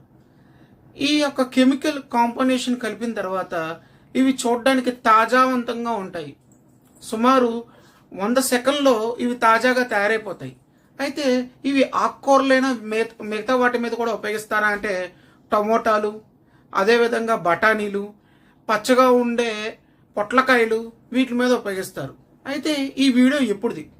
డిఎన్ఏ ఇండియా న్యూస్ ఛానల్ ప్రకారం ఇది 2012 అని చెప్పారు. యాక్చువల్గా ఈ video Jodhpur university food technology వాళ్ళు దీని గురించి చూస్తూ ఇది యాక్చువల్గా కలకత్తాలో, దక్షిణ కలకత్తాలో భవానీపూర్లో ఈ రోడ్డు పక్కన వ్యాపారి చేశాడని ఒప్పుకున్నాడు. అయితే యాక్చువల్గా ఈ వెజిటేబుల్స్ని ఈ కెమికల్స్ ద్వారా ఉపయోగించడం ద్వారా ఇంత తాజాగా రావడం వల్ల మనకు వచ్చే నష్టం ఏంటంటే ముఖ్యంగా నాడీ మండలం మీద బాగా ఎక్కువగా ఇబ్బందులు ఉంటాయి. అదే తర్వాత కిడ్నీలు, తర్వాత స్కిన్ కంప్లైంట్లు అనేది ఎక్కువగా ఉంటాయి. ఇంకా చెప్పుకోవాలంటే క్యాన్సర్ వచ్చే ప్రమాదకం కూడా బాగా ఎక్కువగా ఉంటుంది. సో ఇలాంటి వాటి నుంచి మనం ఎలా కాపాడుకోవాలి? ముందుగా మనం కాపాడుకోవాల్సింది ఏంటంటే ఈ ఏదైతే కెమికల్స్ నుంచి వచ్చిన కూరగాయలు కానీ లేదంటే వెజిటేబుల్స్ కానీ దాన్ని మనం ఏం చేయాలంటే యాపిల్ సిడార్ వెనిగర్ నీళ్ళలో నానబెట్టి వాటిలో యాపిల్ సిడార్ వెనిగర్ లేదా బయో ఎంజైమ్ లేదా కళ్ళుప్పుతో ఒక పావుగంట లేదా అరగంట వరకు నానబెడితే దాంట్లో ఉన్న కెమికల్స్ రియాక్షన్ అనేది న్యూట్రల్ అవుతాయి. ఆ తర్వాత మనం వాటిని యూటిలైజ్ చేసుకోవచ్చు. కాబట్టి ఇలాంటి వాటి కెమికల్స్ నుంచి కొద్దిగా దూరంగా ఉండాలి. అదేవిధంగా కూరగాయలు శుభ్రం చేసుకునే విధానం కూడా మనం తెలుసుకోవాలి. Thank you. Amar homeo. Hi, ఎలా ఉన్నారు? ఈరోజు నేను వ్యాక్సినేషన్ వేసుకోవడం వల్ల మా చిన్నాన్నగారు చనిపోయారు, లేదంటే మా ఇంట్లో వాళ్ళు చనిపోయారు, లేదా కోవిషీల్డ్ వల్లే ఎక్కువ మంది చనిపోయారు, మేము వ్యాక్సినేషన్ వేసిన తర్వాత మాకు చాలా ఇబ్బంది పడ్డాము, ఇలాంటి చెబుతూ ఉంటూ ఉంటారు. నిజంగా వాస్తవం ఎంత? నిజంగానే వ్యాక్సినేషన్ వల్ల మరణాలు సంభవిస్తాయా? ఎస్పెషల్లీ కోవిషీల్డ్ ఏదైతే కోవిడ్ వ్యాక్సినేషన్ జరిగిన తర్వాత మోకాలు నొప్పులు లేదా గుండు జబ్బులు రావడం ఇది నిజమేనా? ఈ వాస్తవాల గురించి మీకు చెప్పబోతున్నాను. మొట్టమొదటిగా వ్యాక్సినేషన్ గురించి చెప్పాలి. వ్యాక్సినేషన్ అంటే ఇమ్యునైజేషన్ అంటే మీకు మీ శరీరంలో మీకు వ్యాధి సోకినా లేదా సోకకపోయినా మీకు బ్యాటరీ యొక్క కణజాలం ఎక్కించి లేదా వైరస్ కణజాలం ఎక్కించి మీ బాడీలో యాంటీజెన్స్ తయారు చేసి రాబోయే ఆ ఏదైతే వ్యాధి ఉందో ఫ్యూచర్లో వచ్చే వ్యాధికి మీ శరీరంలో ఇమ్యూనిటీని తయారు చేయడమే వ్యాక్సినేషన్ అంటారు. ఈ వ్యాక్సినేషన్లో రకాలు ఉన్నాయి. Live vaccination, non live vaccination, toxoid vaccination, ఇలా చాలా రకాలు దీంట్లో ఉన్నాయి. అయితే ఈ వ్యాక్సినేషన్ ఎందుకు కనిపెట్టడం జరిగిందంటే ఇంతకు ముందు ఏదైతే ఇప్పుడు జరుగుతున్న వైరల్ ఫీవర్ లాగే బ్యాక్టీరియా ఇన్ఫెక్షన్ లాగే కౌపాక్స్ జరిగింది. ఈ కౌపాక్స్ ఈ వ్యాధి ఎక్కువగా ఉన్నప్పుడు, ప్రబలుతున్నప్పుడు కొంతమంది మాకు ఈ వ్యాధి రాకుండా ఉండడం కోసం చాలా ప్రయోగాలు చేస్తున్నప్పుడు ఆ విధంగా ఇన్ఫెక్టెడ్ పర్సన్ ఏదైతే తీసి ఆ ఇన్ఫెక్టెడ్ ఏదైతే పాల తిత్తుకు ఉన్న ఆవు పాల తిత్తుకు ఉన్న ఆ బ్యాక్టీరియల్ ఇన్ఫెక్షన్ తీసి ఇంకో దానికి ఎక్కించి దాని ద్వారా అది లైవ్గా ఉన్న తర్వాత అది జ్వరం వచ్చింది, తర్వాత అది బాగున్న తర్వాత ఆ వ్యాక్సినేషన్ కనిపెట్టడం జరిగింది. అంటే అర్థం ఏంటంటే వ్యాధి రాకుండా మాత్రమే ఈ వ్యాక్సినేషన్ వేసుకోవడానికి ప్రయత్నించారు. ఇలా చాలా వ్యాక్సినేషన్లు కనిపెట్టారు. ఈ క్రమంలో ర్యాబిస్ వ్యాక్సినేషన్, ప్రతి చిన్న దానికి కూడా వ్యాక్సినేషన్ కనిపెట్టారు. చివరికి టైఫాయిడ్ వ్యాక్సినేషన్ కనిపెట్టారు, జలుబు దగ్గు ఉన్న ఇన్ఫ్లుయెంజాకి వ్యాక్సినేషన్ కనిపెట్టారు. ఇలా ప్రతి వ్యాధికి కూడా మనకి వ్యాక్సినేషన్ కనిపెట్టడం జరిగింది.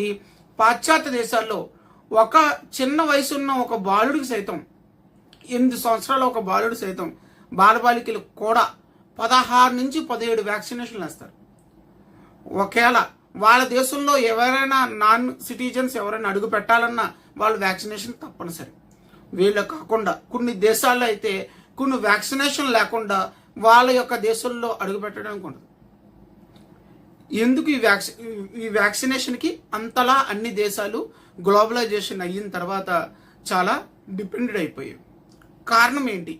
ఎందుకంటే మొట్టమొదటిగా ఈ వ్యాక్సినేషన్ ద్వారా ఈ డెత్ సర్వైవల్ అనేది వ్యాధి యొక్క సోకడం అనేది, వ్యాధి సోకిన తర్వాత మరణాల రేట్ అనేది తగ్గడం వల్ల. మరి ఇంత అద్భుతమైన వ్యాక్సినేషన్ని ఎందుకు అందరూ ఇంత అపోజ్ చేస్తున్నారు? లేదు ఇన్ని కాంట్రవర్సీలు, ఇన్ని కాన్స్పిరెన్సీలు ఎందుకు వచ్చాయి అంటే, మొట్టమొదటిగా ఈ యొక్క వ్యాక్సినేషన్లో మనం చూడాల్సింది ఏంటంటే దీంట్లో ఇండివిజువలైజేషన్ ఉండదు.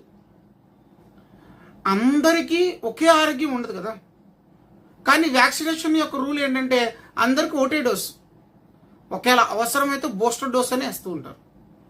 అయితే ఈ వ్యాక్సినేషన్ వల్ల ఎక్కడైతే కనిపెట్టడం జరిగిందో అక్కడి నుంచి ఏ దేశంలో కూడా ఆ దేశంలో కూడా వ్యాక్సినేషన్కి వ్యతిరేకంగా నినాదాలు వచ్చాయి. కారణం ఏంటంటే ఈ వ్యాక్సినేషన్లు ఎవరైతే వేసుకుంటున్నారో చాలా మందికి చిన్నపిల్లల్లో ఈ నరాల వ్యాధులు, ఆటిజం యొక్క సింటమ్స్ కూడా కనిపెట్టడం అనేది జరిగింది. అయితే దీన్ని వరల్డ్ హెల్త్ ఆర్గనైజేషన్ ఏమంటుందంటే చాలా తక్కువ కేసుల్లో కనిపెట్టడం జరిగింది. చాలా తక్కువ మంది ప్రమాదం గురై ఉన్నారు. ఈ 0.01 లేదా 001 ఉన్న పర్సంటేజ్ మనం లెక్కలో తీసుకోకూడదు, ఎక్కువ మంది కాపాడగలిగాం కదా అని వరల్డ్ హెల్త్ ఆర్గనైజేషన్ చెప్పుద్ది. కానీ వ్యాక్సినేషన్ ద్వారా సైడ్ ఎఫెక్ట్స్ ఉన్నాయా అంటే వాస్తవానికి వ్యాక్సినేషన్ వేసినప్పుడే చెప్తారు. ఇది సైడ్ ఎఫెక్ట్ అంటే దీని యొక్క ఎఫెక్ట్ ఎలా ఉంటుంది అంటే, నెక్స్ట్ రోజు జ్వరం వస్తుందమ్మా, కొద్దిగా అక్కడ వాస్తుంది, ఆ వాసిన తర్వాత చల్లటి ఐస్ గడ్డ పెట్టు, అవసరమైతే పారాసెటమాల్ అని చెప్తూ ఉంటారు.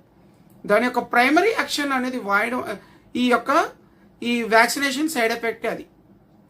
అయితే ఎందుకు ఈ వ్యాక్సినేషన్ని అంతలా డిపెండెడ్ అయిపోయారంటే, ముందుగా ఈ వ్యాక్సినేషన్ వేయడం వల్ల ఈ డిసీజ్ అనేది పాకకుండా తగ్గిస్తారు. అయితే అన్ని చోట్ల ఒకటే వ్యాక్సినేషన్ అంటే కానే కాదు. దేశాన్ని బట్టి ఇమ్యూనిటీ యొక్క వ్యాక్సినేషన్ మారుతూ ఉంటాయి.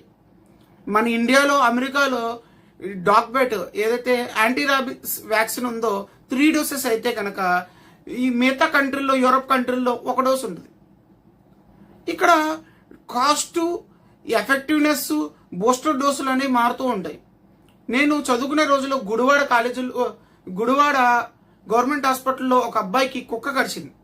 ఆ కుక్క కరిచినప్పుడు యాంటీ ర్యాబిక్స్ ఏదైతే ఏఆర్వి ఇంజెక్షన్ ఉందో చేస్తూ అతనికి బూస్టర్ డోస్గా ఇమ్యునోగ్లోబుల్స్ ఎక్కించారు. దేవుళ్ళ అబ్బాయి చాలా వారం రోజుల్లోనే చాలా స్పీడ్గా రికవర్ అయ్యాడు. అయితే ఇక్కడ మనం గుర్తించాల్సింది ఏంటంటే, ఏదైతే ఇమ్యునోగ్లోబుల్స్ ఉన్నాయో అవి మన శరీరంలో ఉండే ఆల్రెడీ యాంటీజెన్స్. ఇక్కడ ఆలోచించాల్సిన విషయం ఏంటంటే, ఇండివిజువల్ పర్సన్కి వ్యాక్సినేషన్ అనేది ఆలోచించడం అనేది వ్యాక్సినేషన్లో ఉండదు. అందరికీ ఒకటే డోస్, అందరికీ ఒకే విధంగా ఉంటుంది. అయితే ఈ వ్యాక్సినేషన్ వల్ల సైడ్ ఎఫెక్ట్స్ వచ్చినాయా అంటే, లైవ్ వ్యాక్సినేషన్ ద్వారా మన భారతదేశంలో కూడా, మన ఆంధ్రప్రదేశ్లో కూడా ఒకసారి వ్యాక్సినేషన్లో జరగడం వల్ల వాంతులు, కొంతమంది మరణించారు కూడా. అప్పుడు మళ్ళీ హెల్త్ డిపార్ట్మెంట్ దాని మీద ఎంక్వైరీ చేసి తెలిసింది ఏంటంటే, ఏదైతే కోల్డ్ చైన్ ఉందో వాళ్ళు వారాలుగా వేసిన పోలియో వ్యాక్సిన్ కోల్డ్ చైన్ సరిగ్గా ఉపయోగించకపోవడం వల్ల ఆ వ్యాక్సిన్ అనేది పాడైంది, దాని ద్వారానే జరిగిందని నివేదిక ఇచ్చింది. ఇలాగా ఒక్కొక్క చోట ఒక్కొక్కలాగా కొన్ని వ్యాక్సినేషన్ల యొక్క సైడ్ ఎఫెక్ట్ గురించి వివరణ క్లియర్గా ఇవ్వడం జరిగింది. అయినా కూడా కొన్ని కాన్స్పిరన్సీలు ఇప్పటికీ రన్ అవుతూనే ఉన్నాయి, ఇంకా కొన్ని ఈ అపోహలు వస్తూనే ఉన్నాయి. అయితే మరి కోవిషీల్డ్, కోవాక్సిన్ వేసిన తర్వాత చాలా మందికి చాలా దుష్ప్రభావాలు చూపించాయండి. మాకు ఎప్పుడూ లేని కీలవాతం బయటకు వచ్చిందండి, మాలో ఆయాసం వచ్చిందండి, నాకు గుండె జబ్బు వచ్చిందండి, బీపీ వచ్చిందండి, కొంతమంది మరణించారండి. నేను చూశాను, అతనికి ఎప్పుడు అనారోగ్యం లేదు కానీ మరణించారంటారు. కానీ ఇక్కడ ఆలోచించాల్సిన విషయం ఏంటంటే, ఏదైతే ఈ వ్యాక్సినేషన్ కోవాక్సిన్ కానీ కోవిషీల్డ్ కానీ ఇది యాక్చువల్గా ఏంటి, కరోనాకి ప్రివెంటివ్, లేదా కరోనాకి వచ్చిన తర్వాత దాని సైడ్ ఎఫెక్ట్ తగ్గించడం కోసం. ఈ కరోనా యొక్క ఈ ఏదైతే సార్స్ కోవిడ్ ఉందో ఈ యొక్క డ్యూరేషన్ ఎంత అంటే 7 to 14 days. ఈ 7 to 14 daysలో ఈ కరోనా అనేది వాళ్ళ మీద పూర్తిగా ఎఫెక్టివ్గా ఉంటుంది. ఈ 7 to 14 days మాత్రమే ఇది ఈ కరోనా అనేది ఆ వ్యక్తి మీద దుష్ప్రభావం ఉంటుంది. దాని తర్వాత కరోనా తగ్గిన కొంతమందికి అక్కడ ఏదైతే ఈ రెస్పిరేటరీ ఫెయిల్యూర్ ఉండడం వల్ల అక్యూట్ రెస్పిరేటరీ ఫెయిల్యూర్ కానీ రెస్పిరేటరీకి సంబంధించిన వ్యాధులకు వల్ల వాళ్ళకి ఏమైనా ఇబ్బంది అవుతారు తప్ప కరోనా వల్ల ఇబ్బంది పడరు. కరోనా దాంట్లో ఉన్న వ్యాధి యొక్క దుష్ప్రభావాలు చూపిస్తాయి. అయితే ఇక్కడ కరోనా వ్యాక్సినేషన్ ముందు కోవిషీల్డ్ యొక్క వెబ్సైట్లో ఒక సైతం కూడా క్లియర్గా మెన్షన్ జరిగింది. ఆల్రెడీ ట్రీట్మెంట్ జరుగుతున్న వాళ్ళ గురించి తీసుకోవచ్చా అంటే, లేదంటే హార్ట్కి సంబంధించిన మందులు వాడుతున్న వాళ్ళు, రొమటైడ్ ఆర్థరైటిస్, సోరాసిస్ ఉన్న పేషెంట్లు వీళ్ళు ఈ ఇమ్యునైజేషన్ తీసుకోవచ్చా, ఈ వ్యాక్సినేషన్ తీసుకోవచ్చా అంటే వాళ్ళు క్లియర్గా చెప్పింది ఏంటంటే దీనికి దానికి సంబంధం లేదు, కానీ మీ డాక్టర్ని పర్మిషన్ అడిగి మీ డాక్టర్ యొక్క సలహా మేరకు తీసుకోండి అని చెప్పారు. మన దౌర్భాగ్యం ఏంటంటే మనకి ఇక్కడ ఎవరు కూడా ఒక సింగిల్ డాక్టర్ని మెయింటైన్ చేయం, మనం ఒక ఫ్యామిలీ డాక్టర్ని మెయింటైన్ చేయం. ఈ రోజు ఒక డాక్టర్ వచ్చాడంటే ఇంకో డాక్టర్ దగ్గరికి వెళ్ళిపోతూ ఉంటాం. మన ఫ్యామిలీ హిస్టరీ అనేది మనకే తెలియదు, డాక్టర్కి కూడా చాలా మంది మారుతూ ఉండడం వల్ల వాళ్ళకి తెలియదు.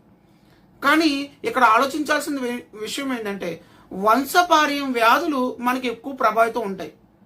నా తల్లిదండ్రులకి డయాబెటిక్ ఉంది, నా తల్లిదండ్రులకి కార్డియాక్ కంప్లైంట్ ఉంది, హైపర్ టెన్షన్ ఉన్నాయి, ఇవి నాకు వస్తాయా అంటే ఖచ్చితంగా వంశపార్యం రోగాలు ఏదైతే ఉన్నాయో ఈ కార్డియాక్ కంప్లైంట్లు లేదా ఎపిలెప్సీ, మూర్ఛ వ్యాధి లేదా పారాలసిస్, ఇవి ఖచ్చితంగా మన వంశపార్యంలో ఉంటే మనకి ఖచ్చితంగా వస్తాయి. ఈ ప్రభావితం మనం చూసుకోవాలి. కానీ మనం ఇక్కడ వ్యాక్సినేషన్ వేయించుకోవడంలో లేదా దీని గురించి ఆలోచిస్తాం తప్ప వ్యాక్సినేషన్ అబ్జెక్షన్ అంటే వ్యాక్సినేషన్ వేయించుకోకుండా ఉండడానికి కూడా ఒక సర్టిఫికేట్ ఉంది. ఆ సర్టిఫికేట్లో ఈ పర్సన్స్ అందరూ కూడా దీంట్లో యాడ్ అవుతారు. ఎవరైతే సివియర్ రొమాటైటిక్ ఆర్థరైటిస్ ఉందో, ఎనీమియా ఉన్నాయో, షుగర్ పేషెంట్లు ఉన్నారో, ఎవరైతే ఎపిలెప్సీ ఈ ట్రీట్మెంట్ తీసుకుంటున్నారో, ఈ రక్తంలో గడ్డలు ఉన్నాయో, వీళ్ళందరూ కూడా దీనికి అవసరం లేదు వ్యాక్సినేషన్కి. అయితే ఈ పాయింట్ వైజ్డ్గా డాక్టర్కి చెప్పడం కానీ లేదా మనం తెలుసుకోవడం కానీ చేయము. దీని ద్వారా కొంతమంది రోజుల నుంచి వారంలో మరణించారు. అది ఓపెన్ సీక్రెట్. దీనికి భారత ప్రభుత్వం కానీ ఈ వరల్డ్ హెల్త్ ఆర్గనైజేషన్ ఏముంటుందంటే ఈ మరణాల సంఖ్య వ్యాక్సినేషన్ వేసుకున్న తర్వాత వచ్చే మరణాల సంఖ్య ఈ కోవిడ్ ద్వారా చనిపోయిన మరణాల సంఖ్యతో పోల్చుకుంటే చాలా తక్కువ. మేము వ్యాక్సినేషన్ వేయించాము, దీనివల్ల ఎటువంటి ఇబ్బంది లేదు అని చెప్తారు. అయితే సంవత్సరాల తరబడి దాని ఎఫెక్ట్ ఉంటుందా అంటే ఎప్పుడైతే వ్యాక్సినేషన్ కొంతమందికి పడదో, సమ్ ఇండివిజువల్ పర్సన్స్కి చాలా సెన్సిటివ్గా ఉంటారు. ఆ సెన్సిటివ్ పర్సన్స్ వ్యాక్సినేషన్ వేసిన తర్వాత కానించి దద్దుర్లు, ఆ స్పాట్లో చీంపొక్కు రావడం, అక్కడి నుంచి జ్వరం రావడం, అక్కడి నుంచి వాళ్ళు కొంతమంది అలా సఫర్ అవుతూనే ఉంటారు కంటిన్యూగా. వాళ్ళల్లో మాత్రం ఖచ్చితంగా వాళ్ళకి వ్యాక్సినేషన్ సైడ్ ఎఫెక్ట్ పడ్డది. వాళ్ళు కీలవాతం రావచ్చు, ఆ హార్ట్కి సంబంధించిన కంప్లైంట్ రావచ్చు, ఎపిలెప్సీ రావచ్చు, ఏదైనా రావచ్చు. ఆ ఇండివిజువల్ పర్సన్స్ తప్ప వ్యాక్సినేషన్ వేయించుకున్న తర్వాత ఎటువంటి ఇబ్బంది లేదన్న వాళ్ళకి గుండె జబ్బులు వస్తాయి అనుకోవడం అవాస్తవం. వంశపార్యంలో ఉంటే కనుక ఖచ్చితంగా వాళ్ళు చెక్ చేసుకుని దానికి తగ్గ ట్రీట్మెంట్ తీసుకోవాలి తప్ప వంశపార్యంలో నాకు గుండె జబ్బులు లేవు, మా ఫ్యామిలీ హిస్టరీలో గుండె జబ్బులు లేవు, మా ఫ్యామిలీ హిస్టరీలో పెరాలసిస్ లేదు, మా ఫ్యామిలీ హిస్టరీలో డయాబెటిక్ లేరు, నాకు వ్యాక్సినేషన్ తర్వాత వచ్చిందంటే మాత్రం అబద్ధం. ఇమ్యునైజేషన్ అంటేనే ఏంటి, మనకి ఈ ఏదైతే వ్యాక్సినేషన్ వేసుకున్న తర్వాత మన బాడీలో ఇమ్యూనిటీ కూడా దాంతో పోరాడుతుంది. ఆ పోరాడినప్పుడు మనకు కొన్ని వ్యాధులు బయటపడతాయి. కీలవాతం కానీ, ఈ ఏదైతే హైపర్ టెన్షన్ కానీ, లేదంటే డయాబెటిక్ కానీ, గుండె జబ్బులు కానీ బయటపడుతుంటాయి. ఈ కామన్స్ అయినది. కాబట్టి దీని తగ్గ ట్రీట్మెంట్ మనం తీసుకోవాలి. కానీ ఇప్పటికీ చాలా మంది భయపడుతున్నది ఏంటంటే 2 years అయిందండి, మా వ్యాక్సినేషన్ ఎంచుకున్నా, నాకు గుండె జబ్బు వస్తుందా, నాకు గుండె దాడి ఎక్కువగా కొట్టుకుంటుంది, నాకు బీపీ ఎక్కువగా ఉంది, దానికి సంబంధమే లేదు. మీకు వ్యాక్సినేషన్ వేసిన తర్వాత ఆ 6 నెలలు లేదా వారం రోజులు, 2 వారాలు, నెల రోజుల్లో ఏమైనా ఇబ్బందులు వచ్చాయా? లేదు. తర్వాత ఏమి రావు. మీ శరీరానికి దానికి ఏమి సూటబుల్ కాలేదు. కొంతమంది మాత్రం ఇండివిజువల్ పర్సన్ ఇబ్బంది పడతారు. వాళ్ళకి ఇండివిజువల్ పర్సన్ వాళ్ళు కూడా ఎటువంటి ఇబ్బంది పడక్కలేదు. హోమియోలో అత్యంత మంచి మందులు ఉన్నాయి. తూజా, యాంటీమైన్, టాటర్, సైలిషియా, సల్ఫర్, ఇలాగ పర్సన్ యొక్క సింటమ్స్ బట్టి చాలా మంచి మందులు, హోమియోపతి మందులు ఉన్నాయి. అవి వేసుకోవచ్చు, ఎటువంటి ప్రాబ్లం లేదు. ఇక్కడ ఎవరు ఇబ్బంది పడతారంటే సమ్ పర్సన్స్ ఉంటారు, వాళ్ళు ప్రతిదానికి ఇబ్బంది పడతారు. వ్యాక్సినేషన్ అలాంటి వాడికి బాగా ఎక్కువగా ఇబ్బంది పడతారు. వాళ్ళు వేసుకున్న కానించి సింటమ్స్ స్టార్ట్ అవుతాయి. వాళ్ళు మాత్రం వ్యాక్సినేషన్ ద్వారా సైడ్ ఎఫెక్ట్ పొందినట్టు. మేము వ్యాక్సినేషన్ ఎంచుకున్నప్పుడు ఎటువంటి సింటమ్స్ లేవండి, తర్వాత నాకు గుండె జబ్బు వస్తుందని 2 సంవత్సరాల తర్వాత ఆలోచించడం తప్పు. ఒకవేళ మీ వంశపార్యంగా మీ హెరిడిటీలో ఏమైనా గుండె జబ్బులు ఉంటే, మా బాబాయ్ గారికి వచ్చిందండి, మా బాబాయ్ గారు అబ్బాయి గారు మొన్న హైపర్ టెన్షన్ బీపీ వచ్చిందండి అంటే మీకు బీపీ ఈ యొక్క గుండె జబ్బులు వచ్చే అవకాశం ఉంది, అంతే తప్ప వ్యాక్సినేషన్కి దీనికి సంబంధం లేదు. కాబట్టి ఆలోచించాల్సిన విషయం ఏంటంటే మీకు హెరిడిటరీ డిసీజుల గురించి ఆలోచించుకుని తర్వాత మిగతా వాటి మీద మనం నెపం వేయాలి తప్ప కేవలం వ్యాక్సినేషన్ వేసిన తర్వాతే నాకు ఇవన్నీ అనుకోవడం అపోహలు తప్ప ఎటువంటి ఇబ్బంది లేదు. దీనివల్ల ఎక్కువగా ఎవరైనా ఇబ్బంది పడ్డ వాళ్ళు మాత్రం ఉంటే గనక మందులు వాడచ్చు. హోమియోలో చాలా అద్భుతంగా వాళ్ళకి నయం అవుద్ది. దీనివల్ల ఎటువంటి ఇబ్బంది ఉండదు. కాబట్టి వ్యాక్సినేషన్ ఎంచుకున్నాం మేము చచ్చిపోతాం లేదు గుండె జబ్బులు వస్తుంది అనుకోవడం మాత్రం పూర్తిగా అబద్ధం. ఇంకో కారణం ఏంటంటే దీని యొక్క అందరిలో జనాల్లో మైండ్లో ఎక్కువగా ఉండిపోవడానికి కారణం ఏంటంటే కోవిడ్ రన్ అయిన వాళ్ళకి ఎక్కువ మంది ఇండివిజువల్స్ ఎవరైతే ఈ ఎపిలెప్టిక్ బ్యాక్గ్రౌండ్ ఉన్న వాళ్ళు, ఆ కార్డియాక్ బ్యాక్గ్రౌండ్ ఉన్న వాళ్ళు, డీడెమర్ రక్తం పలచపడడం ఎక్కువగా ఉంది, రక్తం గడ్డగట్టడం ఎక్కువగా ఉంది. దాని ద్వారా చాలా మంది భయపడుతున్నారు. అంతే, ఈ యొక్క వైరస్ యొక్క ఎఫెక్ట్ దాని మీద అలా ఉంది కాబట్టి దీని గురించి భయపడుతున్నారు. కానీ అందరికీ ఈ సింటమ్స్ ఉండవు, కొంతమందికి మాత్రమే ఉంటాయి కాబట్టి వాళ్ళు ట్రీట్మెంట్ చేయించుకుంటే సెట్ అవుతారు. ఇంకో రెండో రీజన్ ఏంటంటే ఈ యాంటీబయాటిక్ స్టెరాయిడ్స్ డాక్టర్ ప్రిస్క్రిప్షన్ లేకుండా ఎక్కువగా వాడడం వల్ల కూడా ఈ గుండె జబ్బులన్నీ రావడం కామన్. కాబట్టి మీరు డాక్టర్ని ఫాలో అవ్వండి, ఎక్కువగా మీ యొక్క మైండ్ సెట్ని ఆలోచించుకోకండి. మీరు డాక్టర్కి సంప్రదిస్తే గనక మీ వంశపార్యంలో ఉంది మీకు ఉంటే గనక చూస్తారు. ఒకవేళ వ్యాక్సినేషన్ తర్వాత వచ్చినా కూడా దానికి సంబంధించిన మందులు వాడితే నయం అవుతుంది. ఎక్కువగా బెంగ పెట్టుకోవడానికి లేదు. వ్యాక్సినేషన్ అయిందని ఇప్పుడు నేను జబ్బు వస్తుంది లేదా చనిపోతాను అనుకోవడం మాత్రం చాలా అపోహలు తప్ప ఎటువంటి ఏమీ లేదు. కాబట్టి భయపడకండి, ఆనందంగా జీవించండి. ఏమైనా సందేహాలు ఉంటే కనుక చాట్ బాక్స్లో మెసేజ్ చేయండి, నేను మీ మెసేజ్కి రిప్లై ఇస్తాను. Thank you. అమర్ హోమియో. ఎలా ఉన్నారు? ఈరోజు నేను కొన్ని ఆహార పదార్థాలు తినడం వల్ల వచ్చే వ్యాధుల గురించి చెప్పబోతున్నాను. ముఖ్యంగా ఏదో ఒక సందర్భంలో మనం కొన్ని ఊళ్ళకి వెళ్ళినప్పుడు కొన్ని ఫుడ్ టేస్ట్ చేయక తప్పదు. టేస్ట్ చేసిన తర్వాత మనం వ్యాధులకి గురవుతూ ఉంటాము.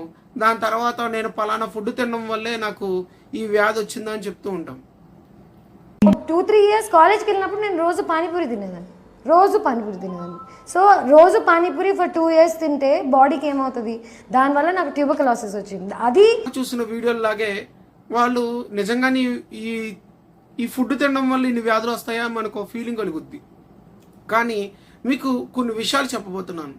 స్ట్రీట్ ఫుడ్ లేదంటే మనం ఎక్కడైనా ఫుడ్ తిన్న తర్వాత రెగ్యులర్గా తిన్న తర్వాత ఒకసారి తింటే పెద్ద ప్రాబ్లమేటిక్ ఏం కాదు.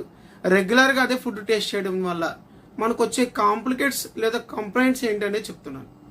మొట్టమొదటగా ఏదైనా ఒక ఫుడ్ తిన్న తర్వాత మనకు ఆ ఫుడ్ హైజీనిక్గా లేకపోయినా లేదా ఆ ఫుడ్ పాయిజన్ అయినా మనలో ఫస్ట్ డెవలప్ అయ్యేది కలరా లేదా ఫుడ్ పాయిజన్ అయ్యి డయేరియా.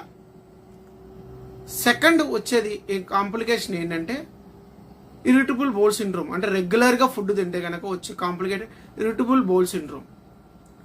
థర్డ్ వచ్చే యొక్క కాంప్లికేటెడ్ డిసీజ్ ఏంటంటే ఏదైతే మనం ఫుడ్ తిన్నామో దాని ద్వారా వచ్చే టాక్సిక్ కండిషన్స్ మనమే పడ్డం. ఫోర్త్ కండిషన్ ఏంటంటే నాన్ ఆల్కహాలిక్ ఫ్యాటీ లివర్. ఇవి కాకుండా ఒబేసిటీ, కొలెస్ట్రాల్ పెరగడం, డయాబెటిక్ రావడం ఈ వ్యాధులకి ఎక్స్ట్రా. అయితే మొట్టమొదటిగా మనకి ఎక్కువగా అనిపించే పానీపూరి గురించి అని, ఢిల్లీ కోవా గురించి కానీ, బిర్యానీ గురించి కానీ, ఈ ఫుడ్ తినడం వల్ల ఎందుకు ఇన్ని వ్యాధులు వస్తాయన్న విషయం మీకు చెప్పాలి. మొట్టమొదటిగా పానీపూరి. ఈ పానీపూరి తిన్నప్పుడు ఇవి చాలామంది నా క్లినిక్ వచ్చినప్పుడు నేను అడుగుతున్నప్పుడు వాళ్ళు చెప్పే ప్రశ్న ఏంటంటే, మేము పానీపూరిలో ఆయిల్ లేదు కదండి, oil content less, masala content less, దీని ద్వారా ఎందుకు ఇన్ని కాంప్లికేట్స్ వస్తాయి, లేదా మాకు ఎందుకు దీని ద్వారా ఇబ్బంది పడతాం, ఇది హైజెనిక్ ఫుడ్డే కదా అని అంటుంటారు. అదే ఆడవాళ్ళు లేదా మగవాళ్ళు ఒక రెస్టారెంట్కి వెళ్ళినా లేదా పక్కింటి వాళ్ళ ఇంటికి వెళ్ళినా వాటర్ తాగమన్నప్పుడు ఇది ప్యూరిఫైడ్ వాటర్ అండి, లేదంటే కైజిన్ వాటరా, లేదా ఆర్ఓ వాటర్ అని అడుగుతూ ఉంటారు. కానీ పానీపూరిలో వాడే వాటర్ ఏ వాటర్ అనేది ఎవరికీ తెలియదు.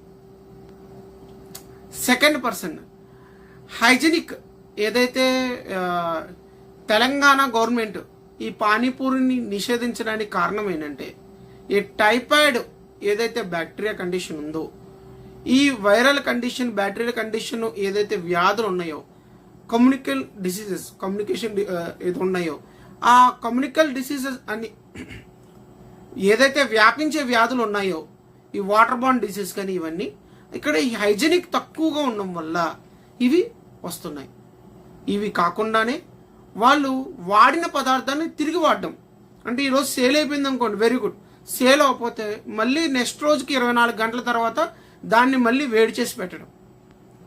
దీని ద్వారా వాళ్ళకి ఎక్కువగా టైఫాయిడ్ వైరస్ అనేది ఎక్కువగా అందరూ ఇబ్బంది పడ్డారు. సో ఈ సంబంధించిన ఈ బ్యాక్టీరియల్ కండిషన్ దీంట్లో ఉందని అక్కడ పానీపూరి మీద నిషేధం విధించారు. హైజెనిక్గా ఉండమే కాదు, నిల్వ చేసింది అంటే వాడిందే వేడి చేసి మళ్ళీ తిరిగి వేడి చేయడం, అంటే ఫ్రెష్ కాకుండా నిల్వ పదార్థాలు ఉపయోగించడం, ఈ 2 కారణాలు అయితే. మూడో కారణం ఆర్టిఫిషియల్ కలర్స్, లేదంటే కల్తీ కలర్లు, కల్తీ ఫుడ్లు. ఏదైతే మనం తింటున్న బఠానీ కానీ లేదంటే ఇంకేమైనా కలర్స్ ఉన్నాయో ఇవి డైరెక్ట్ కల్తీ కలర్, సింథటిక్ కలర్స్ను ఉపయోగిస్తుంటారు. దీనివల్ల ఏమవుతుందంటే లివర్ దీన్ని ప్యూరిఫై చేసుకోవడం కోసం కష్టపడి చివరికి నాన్ టాక్సిక్ ఫ్యాటీ లివర్గా తయారవుతుంది. Non alcoholic fatty liver. Non alcoholic fatty liver అంటే భర్త తాగి లివర్ను పాడు చేసుకున్నాడంటే భార్య బిడ్డలు బయట ఫుడ్ తిని లివర్ పాడు చేసుకున్నట్టు. ఎందుకంటే లివర్ అనేది చాలా కష్టపడుతుంది దీన్ని ప్యూరిఫై చేయడానికి, దీనిలో ఉన్న టాక్సిన్స్ బయటకు గెంటేయడానికి. కష్టపడి ఒకరోజు బయట తిన్నాడు అనుకోవచ్చు. రోజు బయట తిని ఆ టాక్సిన్స్ అన్నిటిని బయట గెంటలేక చివరికి ఎంతో అందమైన ఆ లివరు ఫ్యాటీ లివర్గా తయారవుద్ది. ఆ ఫ్యాటీ లివర్ గ్రేడ్లు పెరిగి చివరికి సిరోసిస్ లివర్ అయ్యి లివర్ పూర్తిగా చెడిపోతుంది. ఇవి కాకుండా ఏదైతే బిర్యానీలు తింటే వాళ్ళ యొక్క పిల్లల పుట్టేతనం తగ్గడం గురించి కానీ ఇలాంటి కామెంట్స్ వింటాము. బిర్యానీ కూడా దీనికి తక్కువేమీ కాదు. ఏదైతే బయట ఉపయోగించే బిర్యానీలు ఉన్నాయో సేమ్ నిల్వ పదార్థాలు, ఎక్కువ రోజులు చికెన్ నిల్వ ఉంచి పెట్టడం, రెండోది ఎక్కువ ఆయిల్ కన్జ్యూమ్ చేయడం, ఎక్కువ మసాలాలు కన్జ్యూమ్ చేయడం. ఇది కాకుండా బిర్యానీ తిన్న తర్వాత కూల్ డ్రింక్ తాగడం వల్ల క్యాలరీస్ పెంచుకుని, ఈ క్యాలరీస్ పెంచుకోవడమే కాకుండా పని లేకపోవడం వల్ల డయాబెటిక్ అయ్యి వాళ్ళకి పిల్లలు పుట్టే శాతం తక్కువగా ఉంటుంది. దీంట్లో నిజం చిన్నదే, కానీ దీనికన్నా ఎక్కువగా మనం మసాలాలు పెట్టి బయట ప్రచారం చేస్తూ ఉంటారు. ఇక్కడ పానీపూరి తినద్దు అని కాదు, బిర్యానీ తినద్దు అని కాదు, లిమిటెడ్గా తినడం మంచిది. ఆర్టిఫిషియల్ కలర్స్ లేకుండా ఎప్పుడు ఫ్రెష్గా ఉన్న తినడం ఇంకా మంచిది అని చెప్పడానికి. సో వ్యాధులు మనం రాకుండా ఉండాలంటే కొన్ని అలవాట్లు లిమిటెడ్ చేసుకోవడం మంచిది. కాబట్టి స్ట్రీట్ ఫుడ్ తినడం మంచిదే, అయితే అతిగా చేసుకోవడం మాత్రం మీ ఆరోగ్యానికి ప్రమాదకరం. Thank you. అమర్ హోమియో.